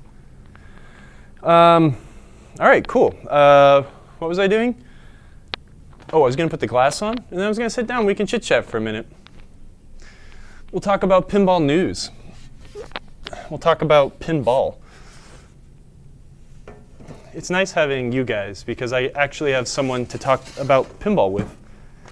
Ever since I moved away from all of my friends, I really don't have anyone to talk about pinball with here. We're all like-minded. We all like the same stuff. Old, wonderful games. Let me change cameras around a little bit too. Center view, we want that one to go away. And then this one can be not that camera. Is that this one? Yep, okay.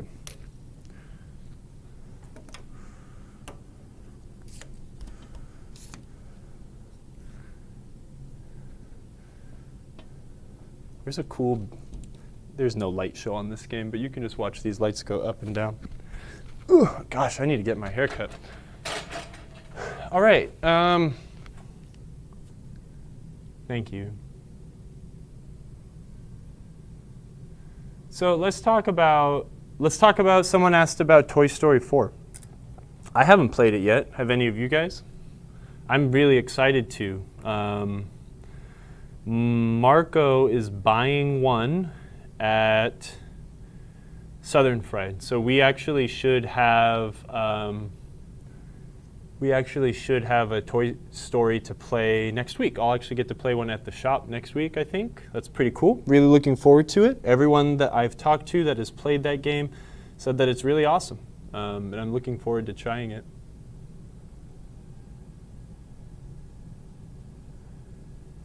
Oh, nice. We have another first-time chatter. Wow. Why win?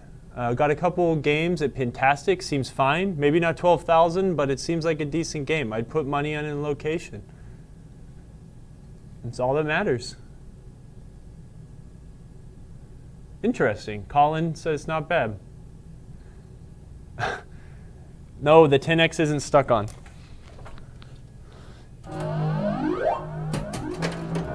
Watch. It'll go out when I hit him wrong. I'll prove it to y'all.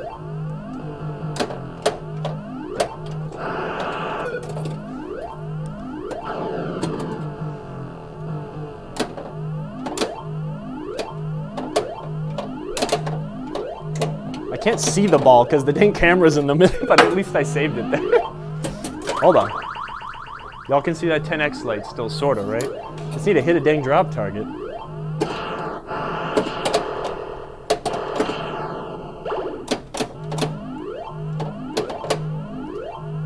Oh, come on. There we go. So now 2 and 3 are hit. Hold on, let me try to catch the ball. So 2 and 3 are hit, so 10x is out. So it's working fine now. It's just looks weird in attract mode. I don't know what it is.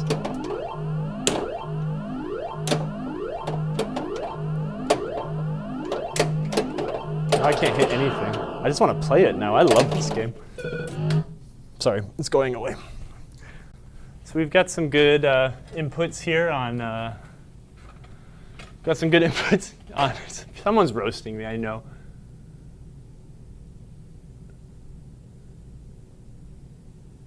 Let's see the real cheap guy's lamp socket fix on a lazy socket. The cheap guy fix is to solder the wire from the tab onto the actual plunger where the light goes. That's the cheap but also practical fix to make them work in the last possible minute. So, yeah, I don't have anything to say about Toy Story X. I haven't played it. It looks really cool. I'm not disappointed in the theme whatsoever because it looks cool.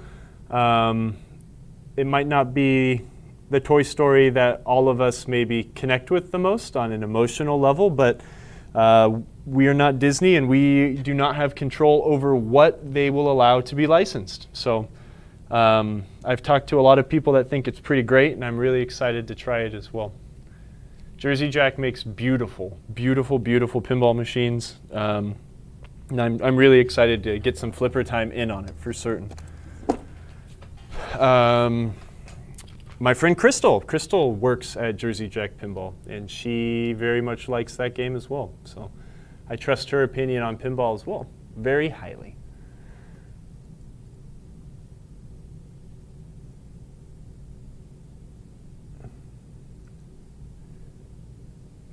I totally understand what you're putting down, Insanity Falls. I definitely am not going to say that response is not valid, because it totally is. But we don't really have control over those sorts of things. So I think, at least in my mind, it's better just to enjoy what's presented and given to us as opposed to wish for what has been. But I totally understand where you're coming from. Yes, Crystal, actually, I guess we hadn't really talked about that. Yeah, Crystal moved back to Chicago, and she works at Jersey Jack Pinball now. Just fantastic. I'm extraordinarily proud of her. I miss her every single freaking day. But I'm very, very happy for her to get to move back and to do, her dream. So it's amazing, incredible for her. You could try to use contact cleaner on the lamp socket, but in my experience, Daniel, I just prefer to replace them than to even go through that rigmarole. It's just one of those things to me. It's just easier at the end of the day just to replace the unit when it's already caused so much annoyance.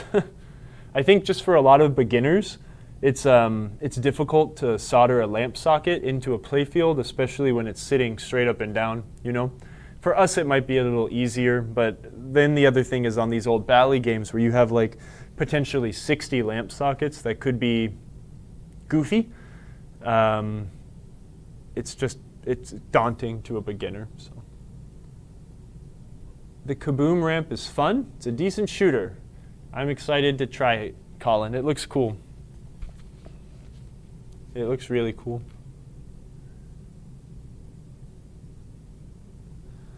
Do people ever swap coils to make their Bally slingshots or pop bumpers more active? I'm sure that people do swap their coils. I wouldn't recommend it. I think that the way that they're set up makes the games very unique and feel very... I think that it makes them feel more unique in the sense that this is a Bally pinball machine, where you play a Williams game from the same era and they have their own unique feel. Just like if you were to play a Gottlieb game of its own era, they have their own feel, and I feel like I personally would never change those things, but that's just me.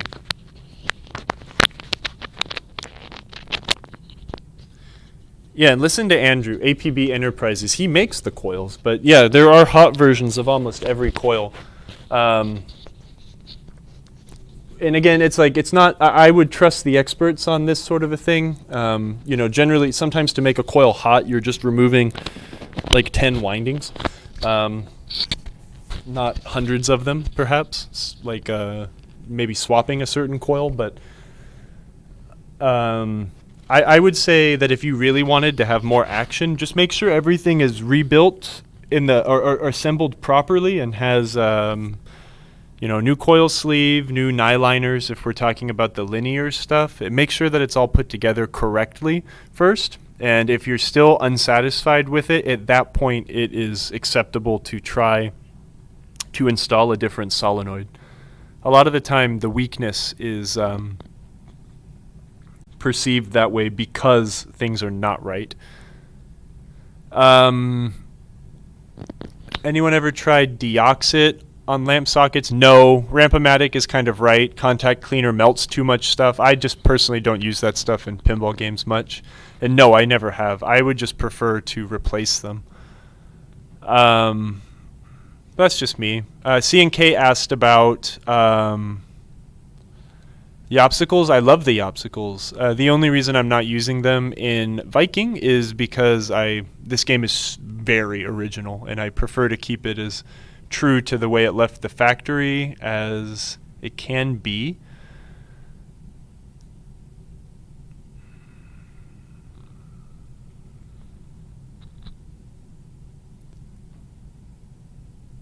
That's really neat, C&K. Interesting. Maybe I'll give it a shot sometime. That's a cool story, Andrew. Huh.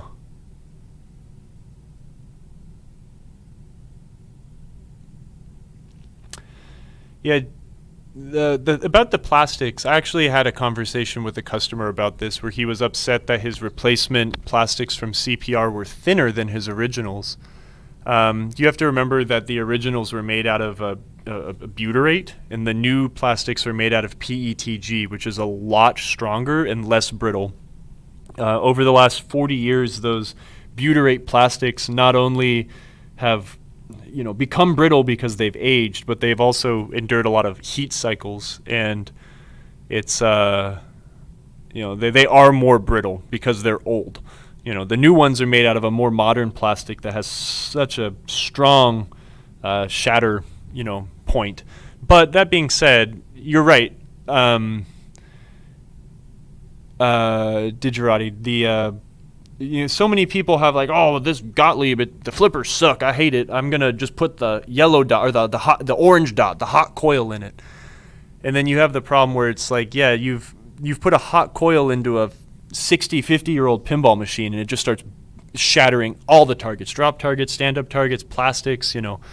The real goal is to get things as nice as possible, bring them back to as close to factory standard as possible, and then start messing with stuff. Insanity Falls wants some pinball trivia. Let's do it. I'll try deoxit. Let's mess with that sometime on one of these sockets, but I have a feeling I'm just going to replace a couple of these.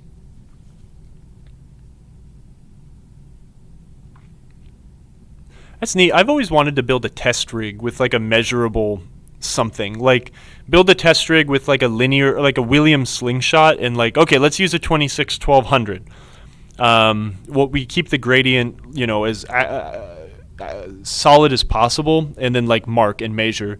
And then like, okay, the 26-1200 will launch the ball this many inches at this inclination or whatever, and then we will try, let's put a 23-800 in there or something like that,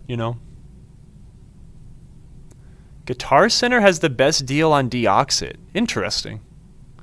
That Out of Hell by Meatloaf is going to smoke us at trivia. Okay, let's think of a trivia question. Let's keep it old school. We're talking Bally now. What was the first Bally game to have solid state sounds? Solid state sounds. Not a solid state game, but what is the first game with solid state sounds? Bally game.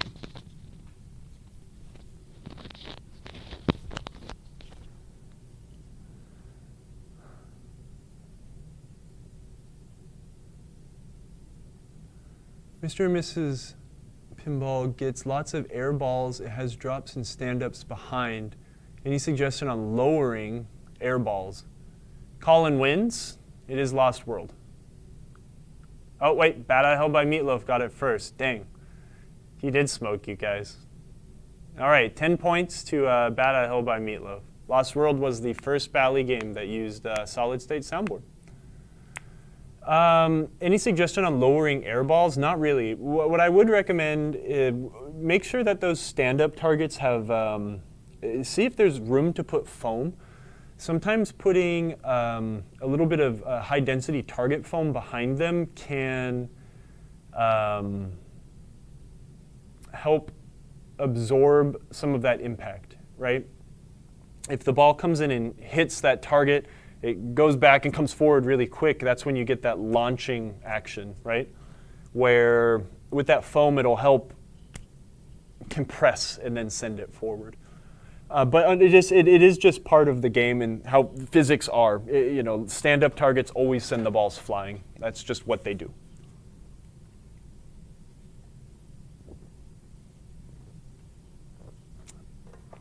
Most of my pinball trivia is Bally stuff just because I know it like the back of my hand. You should be driving. Yeah, hey, be careful. Oh, wow. It's almost 5 o'clock. That means we're almost done.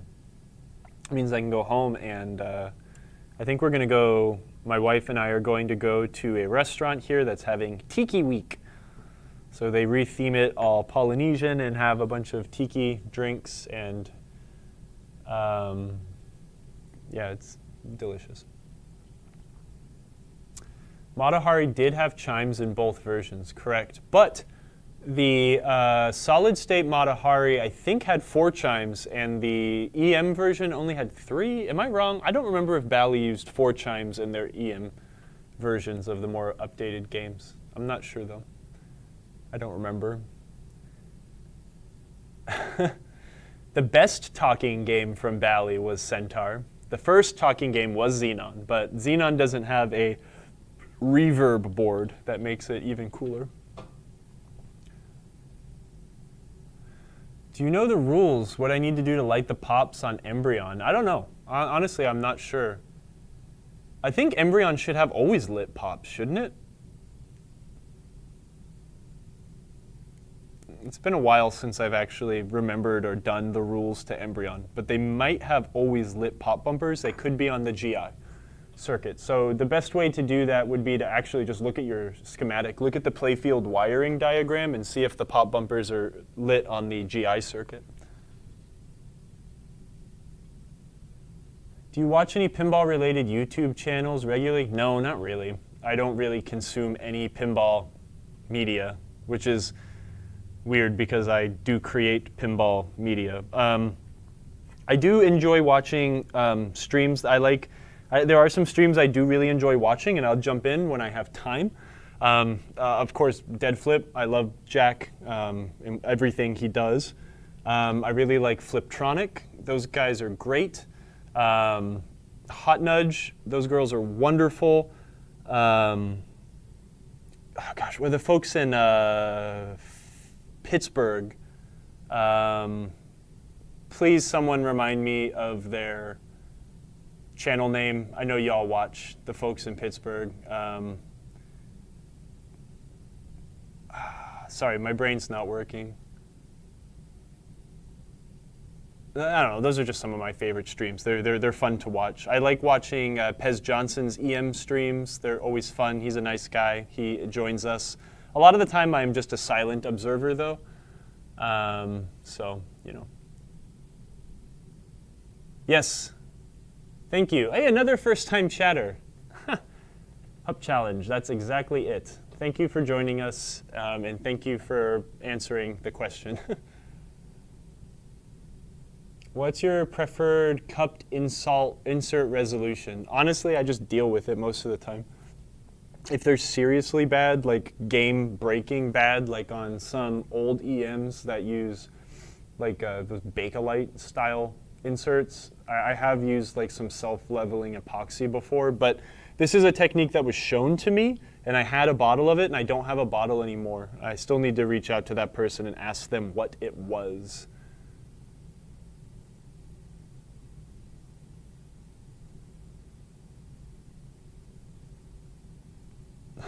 I should be a silent observer here, but I can't keep the app shut. Yeah, I'm very happy you are chit-chatting.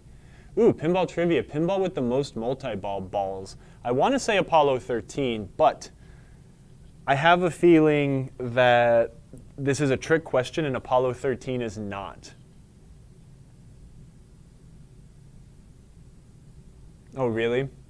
I have had decent luck by cutting small, like, concentric circles out of Mylar and stacking them up on the screwed up insert. Like start with one that, you know, is, I'm just going to use, if it's a 3/4 inch insert, right, we're going to cut one that's like a 5/16 of an inch and then one that's a little bit bigger, and then try to stack them up in a way that they sit out a little flatter. To be honest though, I prefer not to do any sort of modifications to cupped inserts that are permanent, especially even using that epoxy. If there ever became a time where, you know, someone wanted to restore that playfield and they were going to level and do all that stuff, I'd want whatever I tried to do to be reversible always, but also strong enough to like last, you know. Wow. Some P3 games have 15 balls? Gosh. Hyperball's not a pinball? Gosh. I like the P3 games a lot. I think Apollo 13 is the only game I can think of that purposefully has a 13-ball multi-ball, but I guess maybe there's a P3 game that has a 15-ball multi-ball. I don't know about it. I should know that.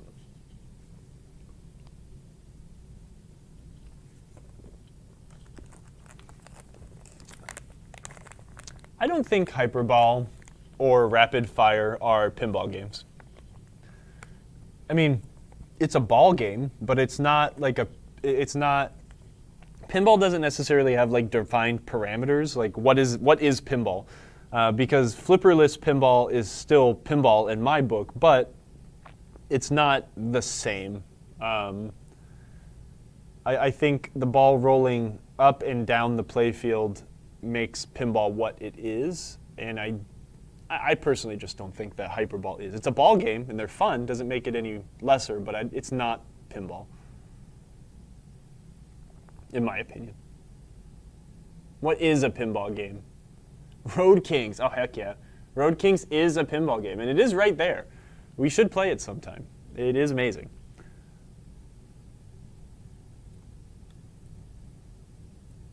I think when John Borg was on this show, we briefly touched on a bit of engineering on Apollo 13. I think the last time I had lunch with John Borg also, we were talking about Apollo 13 and just some of the engineering that went into how that game had to be built and set up to accommodate that insane amount of pinballs.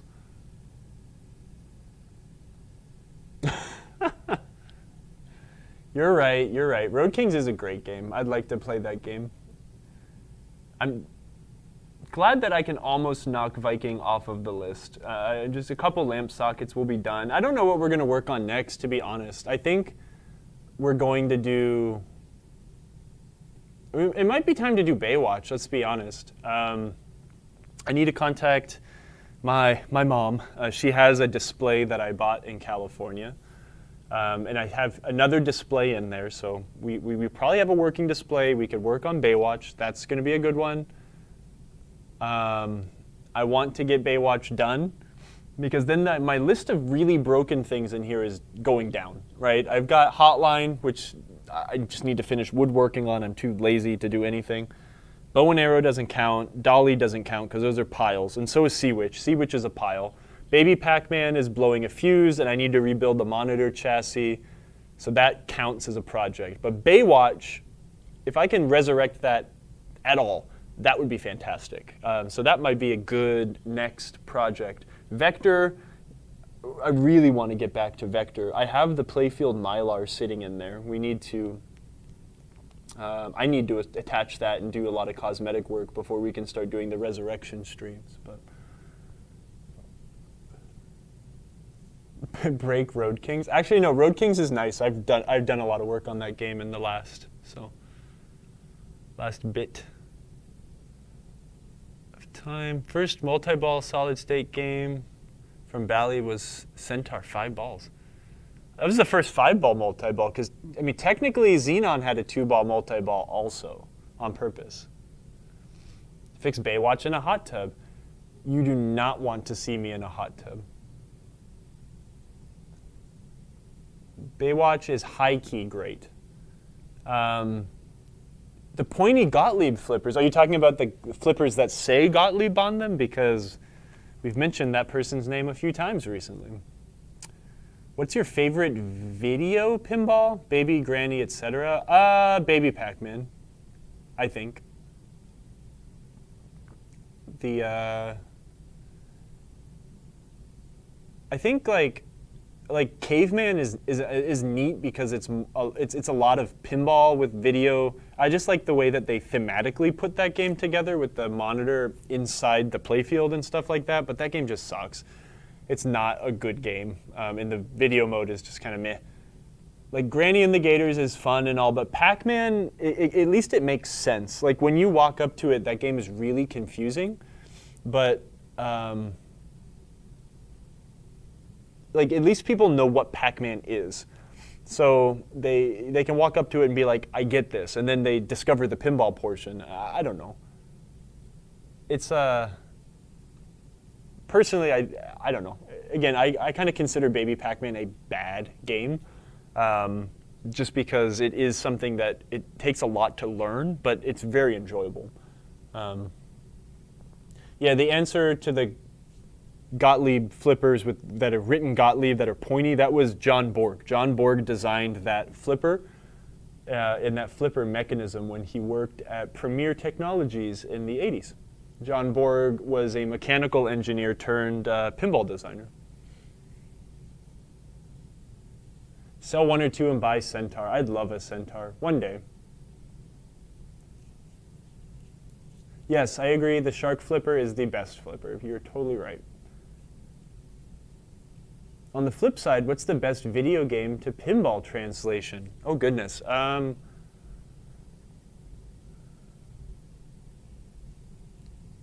be honest, I think Defender is probably my favorite. The Defender is an extremely uncommon game. It's you'll never see one. You might, but it's a really neat game. There's a ton of drop targets. It's got, but also Qbert is a pretty good game too. It's interesting. I like that, but I think Defender's a better game if I had to choose one to be competitive at. Has some neat features other than the insane amount of drop targets, which I just love. But then again, like if you consider like in the homebrew realm, there are 2 really excellent games that have some neat depth to them, though. When you consider Justin K's Castlevania game, and you consider Ryan McQuaid's Sonic, which is an incredible game. C&K likes Mr. and Mrs. Pac-Man. Mr. and Mrs. Pac-Man is a good pinball game too. I enjoy that. A lot of people don't like that game. I'll argue that Spy Hunter is quite an interesting game too, but I don't think Spy Hunter is as good as even like Qbert or Defender.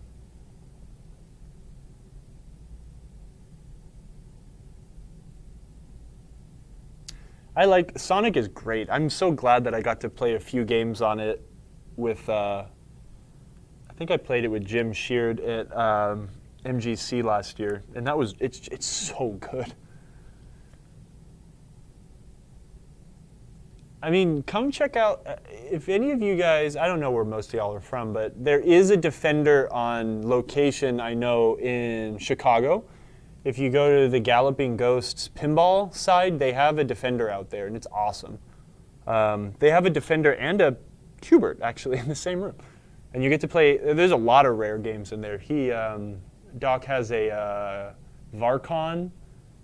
He's got one of the Predator games. I mean, he's got a lot of really interesting things you never, ever see on location. So Giant shout out to the Galloping Ghost Arcade. It's incredible. Wow. I think I need to click that timeout button on Insanity Falls here. I'm in a position of power where I could tell that guy to hush. Spy Hunter's an all right game. Is it a great game? No. Is it a game that I would like to own just because I find it humorous? Yes. It has legs there. Honestly, like when I had a whole house full of pinball, I like to play the dumb games more than the good games, right? Just because, like, I don't know, they're just fast and fun. Oh, now that's a low blow. I like Gold Wings. That game's great. I don't know, man. Caveman's just, to me, it's just not that great. I don't know what there is about it. It's not, the video game portion of it just isn't that good, I think is what makes that different. Spy Hunter at least has some really interesting challenges when you set the game up really hard. Yeah, Gold Wings is amazing. Let's not go on that level. Gold Wings rules. I love Gold Wings. Hey, no fighting. This is a channel of peace and love. Gold Wings is... Dude, Gold Wings has one flipper just to shoot the ball back into playfield. It's so cool. It's so cool. I like bad pinball. I am the lover of bad pinball. I give bad pinball a voice. Okay?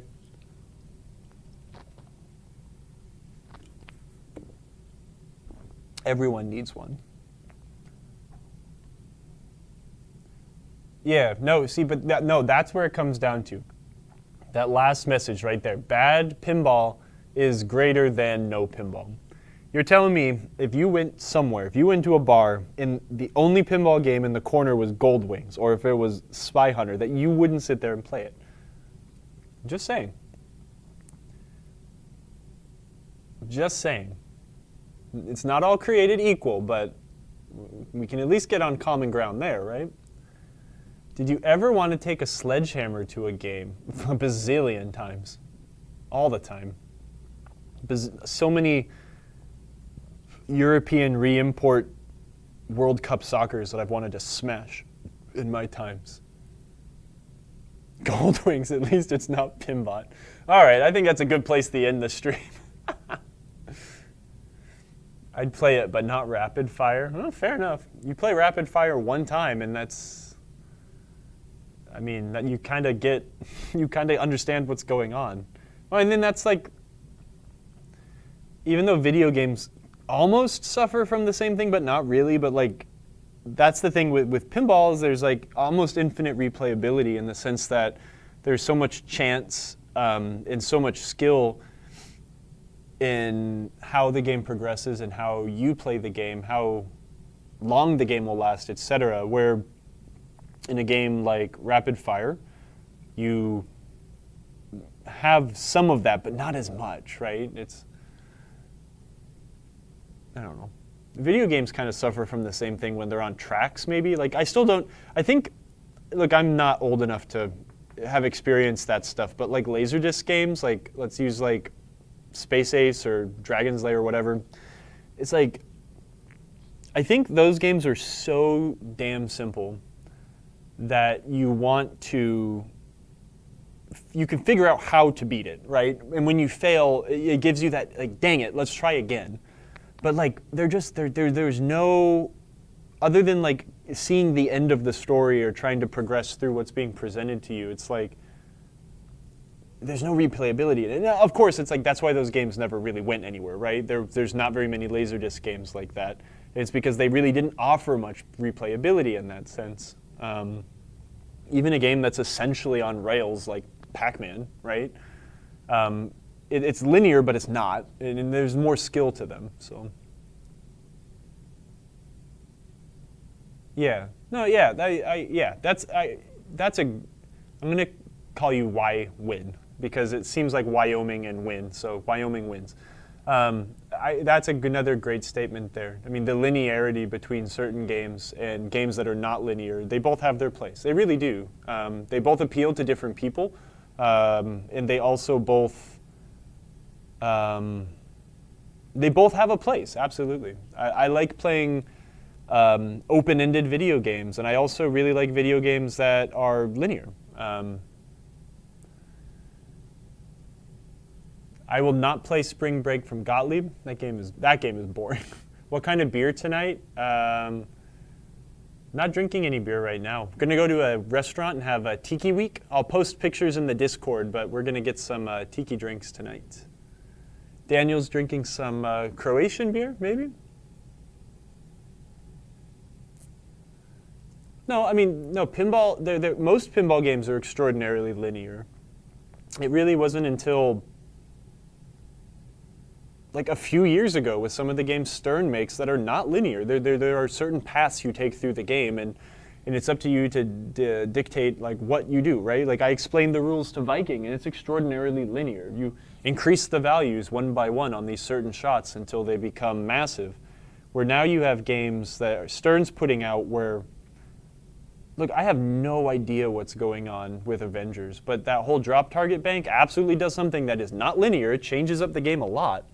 You know, the way you start modes in Godzilla and maybe bringing this minor mode into a big mode, or with Batman. Batman's a perfect example, and another reason, I mean, just where, I think that's why Lyman and Dwight are both this way. They were both very brilliant, and there's more coders than that, I know that, but they're both very brilliant in the way that they came up with rules for games, being able to branch and path. And it's just not one straight path. You know, Adam's Family, shoot the scoop, start a mode, do the mode, shoot the scoop, start a mode. It's just over and over and over and over again, you know?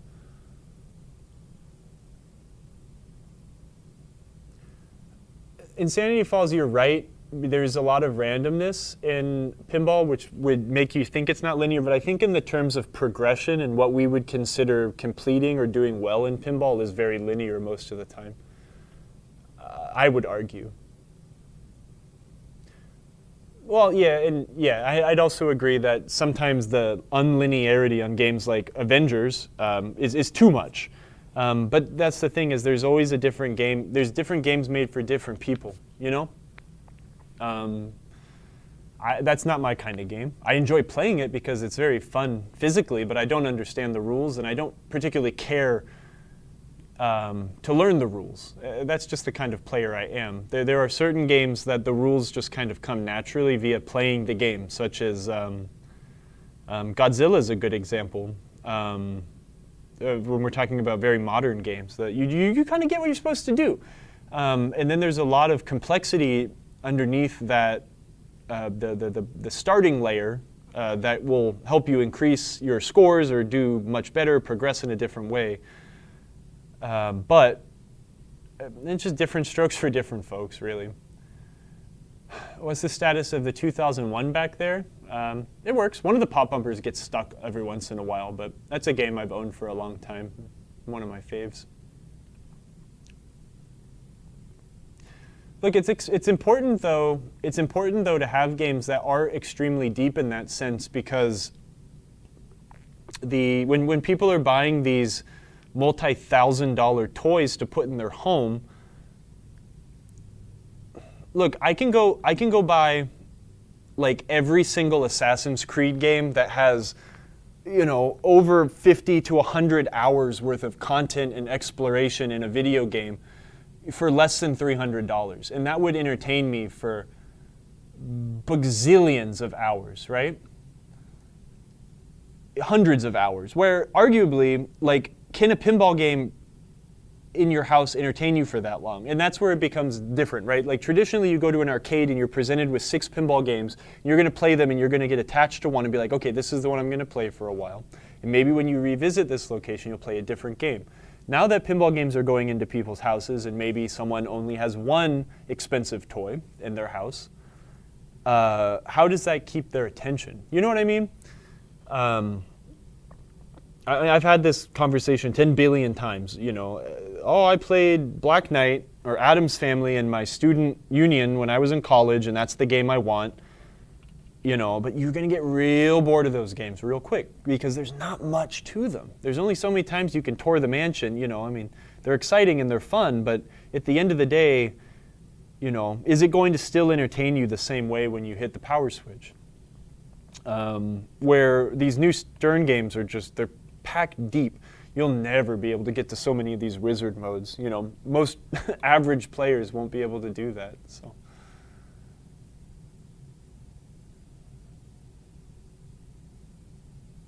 Yeah, I guess I'm reading Insanity Falls' explanation of how he was defining linear, and that's not how I was defining linear, but you get that. But I agree with you. It really depends on how you say, define linear. You guys are fun. Sorry I'm talking so much. Actually, that's what I'm here for. Yeah, no, that's the thing is I could seriously get rid of, I have 30-something pinball games. I could get rid of all of them and have Godzilla and be extraordinarily entertained. And then insert other game for Godzilla. I could have Toy Story and be endlessly entertained. I could have the Munsters. I could have Iron Maiden. I could have Deadpool. Right? I could have a lot of fun with those games for a lot longer than I would have fun if I only had Viking. Right? Viking is a great game, but without having those games that have like legs, let's say, the games that go for a long time, you're just going to get really bored with some of these more simple games because they were not designed to keep your attention like that. They were designed to entertain you 25 cents at a time. And that's the difference when some of these older games go into homes. You're playing them for hours at a time instead of a quarter at a time. Anyways, that's why pinball rules. You guys are fun. So. Pool Sharks, no multi-ball, but a fun game. Absolutely, a game doesn't even need a multi-ball to be fun. There's a lot of games that are, simplistic in that manner, but they're still great fun. Pinball rules, yes. What's on sale at Marco? Probably a lot of things. Well, I couldn't tell you. Twitch shows specials. Yeah, I wish we could plan ahead for that stuff, but Emoto wasn't even, here, wait, look, check this out. My voice is gonna cut out, but Emoto wasn't here to do my Photoshopness, so look how I modified our holding screen.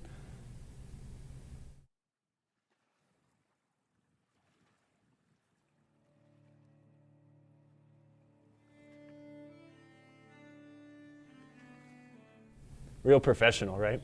I'm just a master at fixing things, You just make things work on a shoestring budget. Pinball does rule. Say something nice about Millionaire.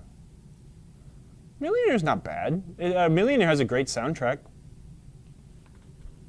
Millionaire has a really good soundtrack. It's a fun game. All pinball is fun. Come on. There's no need to be an elitist. Pinball is fun. It's all fun. Even games that actually really suck, they're fun. So anyways, I've kind of gone over Millionaire is a much better game than Thousandaire. Yes, that's true. Let's see who's streaming on Twitch. I'm gonna go. I'm gonna go hang out with my lady and go to this tiki night thing perhaps.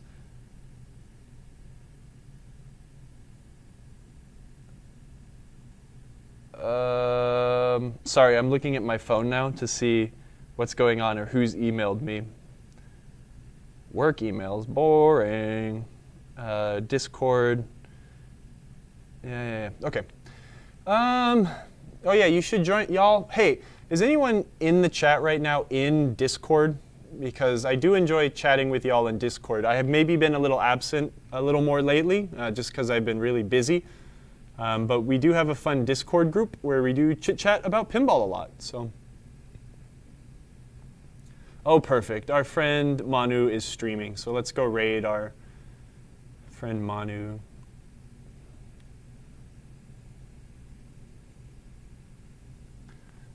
I don't want to stop. Everyone's having fun right now.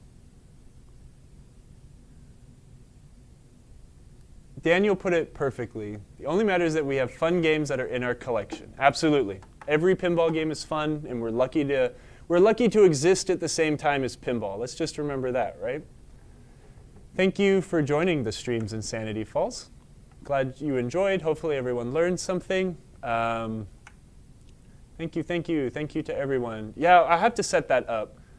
I don't know why we don't have a Discord thing. Dragger, thank you. Discord, CNK. Discord is just kind of like a chat platform.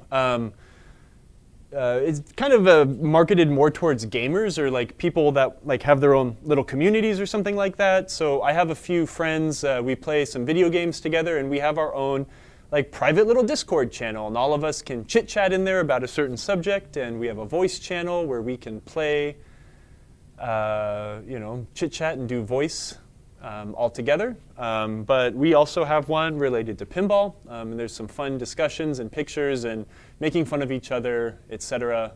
I like it when people ask questions and we could try to, fix problems together via chat. So Discord is, you've got a server, so we have like the Marco Pinball server, and then we have separate little sub rooms where one of them is where we talk about beer, and the other one is about should I buy this game, and the other one's about post pictures of your cats. So it's basically fancier IRC. Yes, I wish this existed 10, 15 years ago when it was a struggle to have voice chat while playing video games and stuff. Anywho, let's see here. So I have to do that /raid MPT 3K, Mystery Pinball Theater 3000.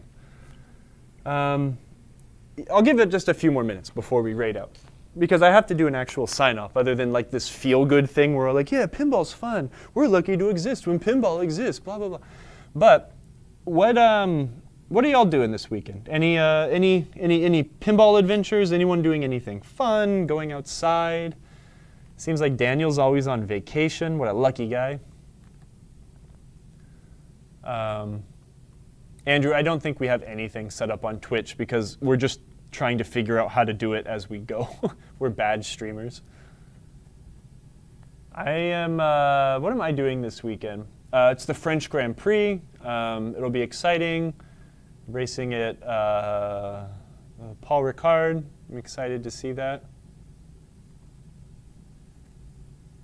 Rampamatic is Andrew's making coils. Good man.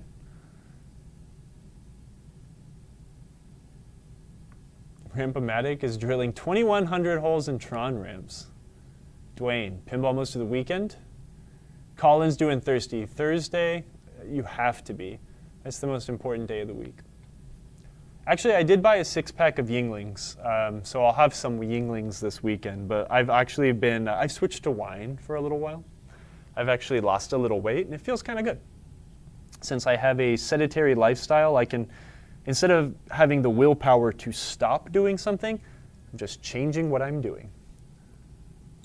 Goodbye. Thank you for joining.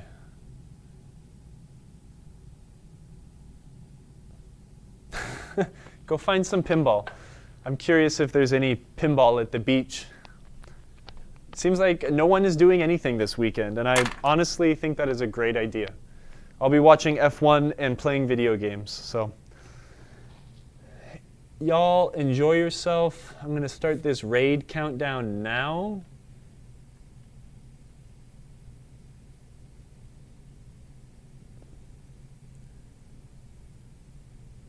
Everyone is packing into the little bus to go over to see Manu. Have fun. You guys are great. Thank you for being here, and hopefully we'll do some streaming next week. Honestly, we might not have Baywatch ready next week, so I'll probably just do another cop-out episode of something, but we'll figure it out. But Baywatch is going to happen this month or next, so go say hi to Manu for me. Everyone on Twitch, you guys have fun. Auf Wiedersehen. And all you folks on YouTube and Facebook, get to see me one more time.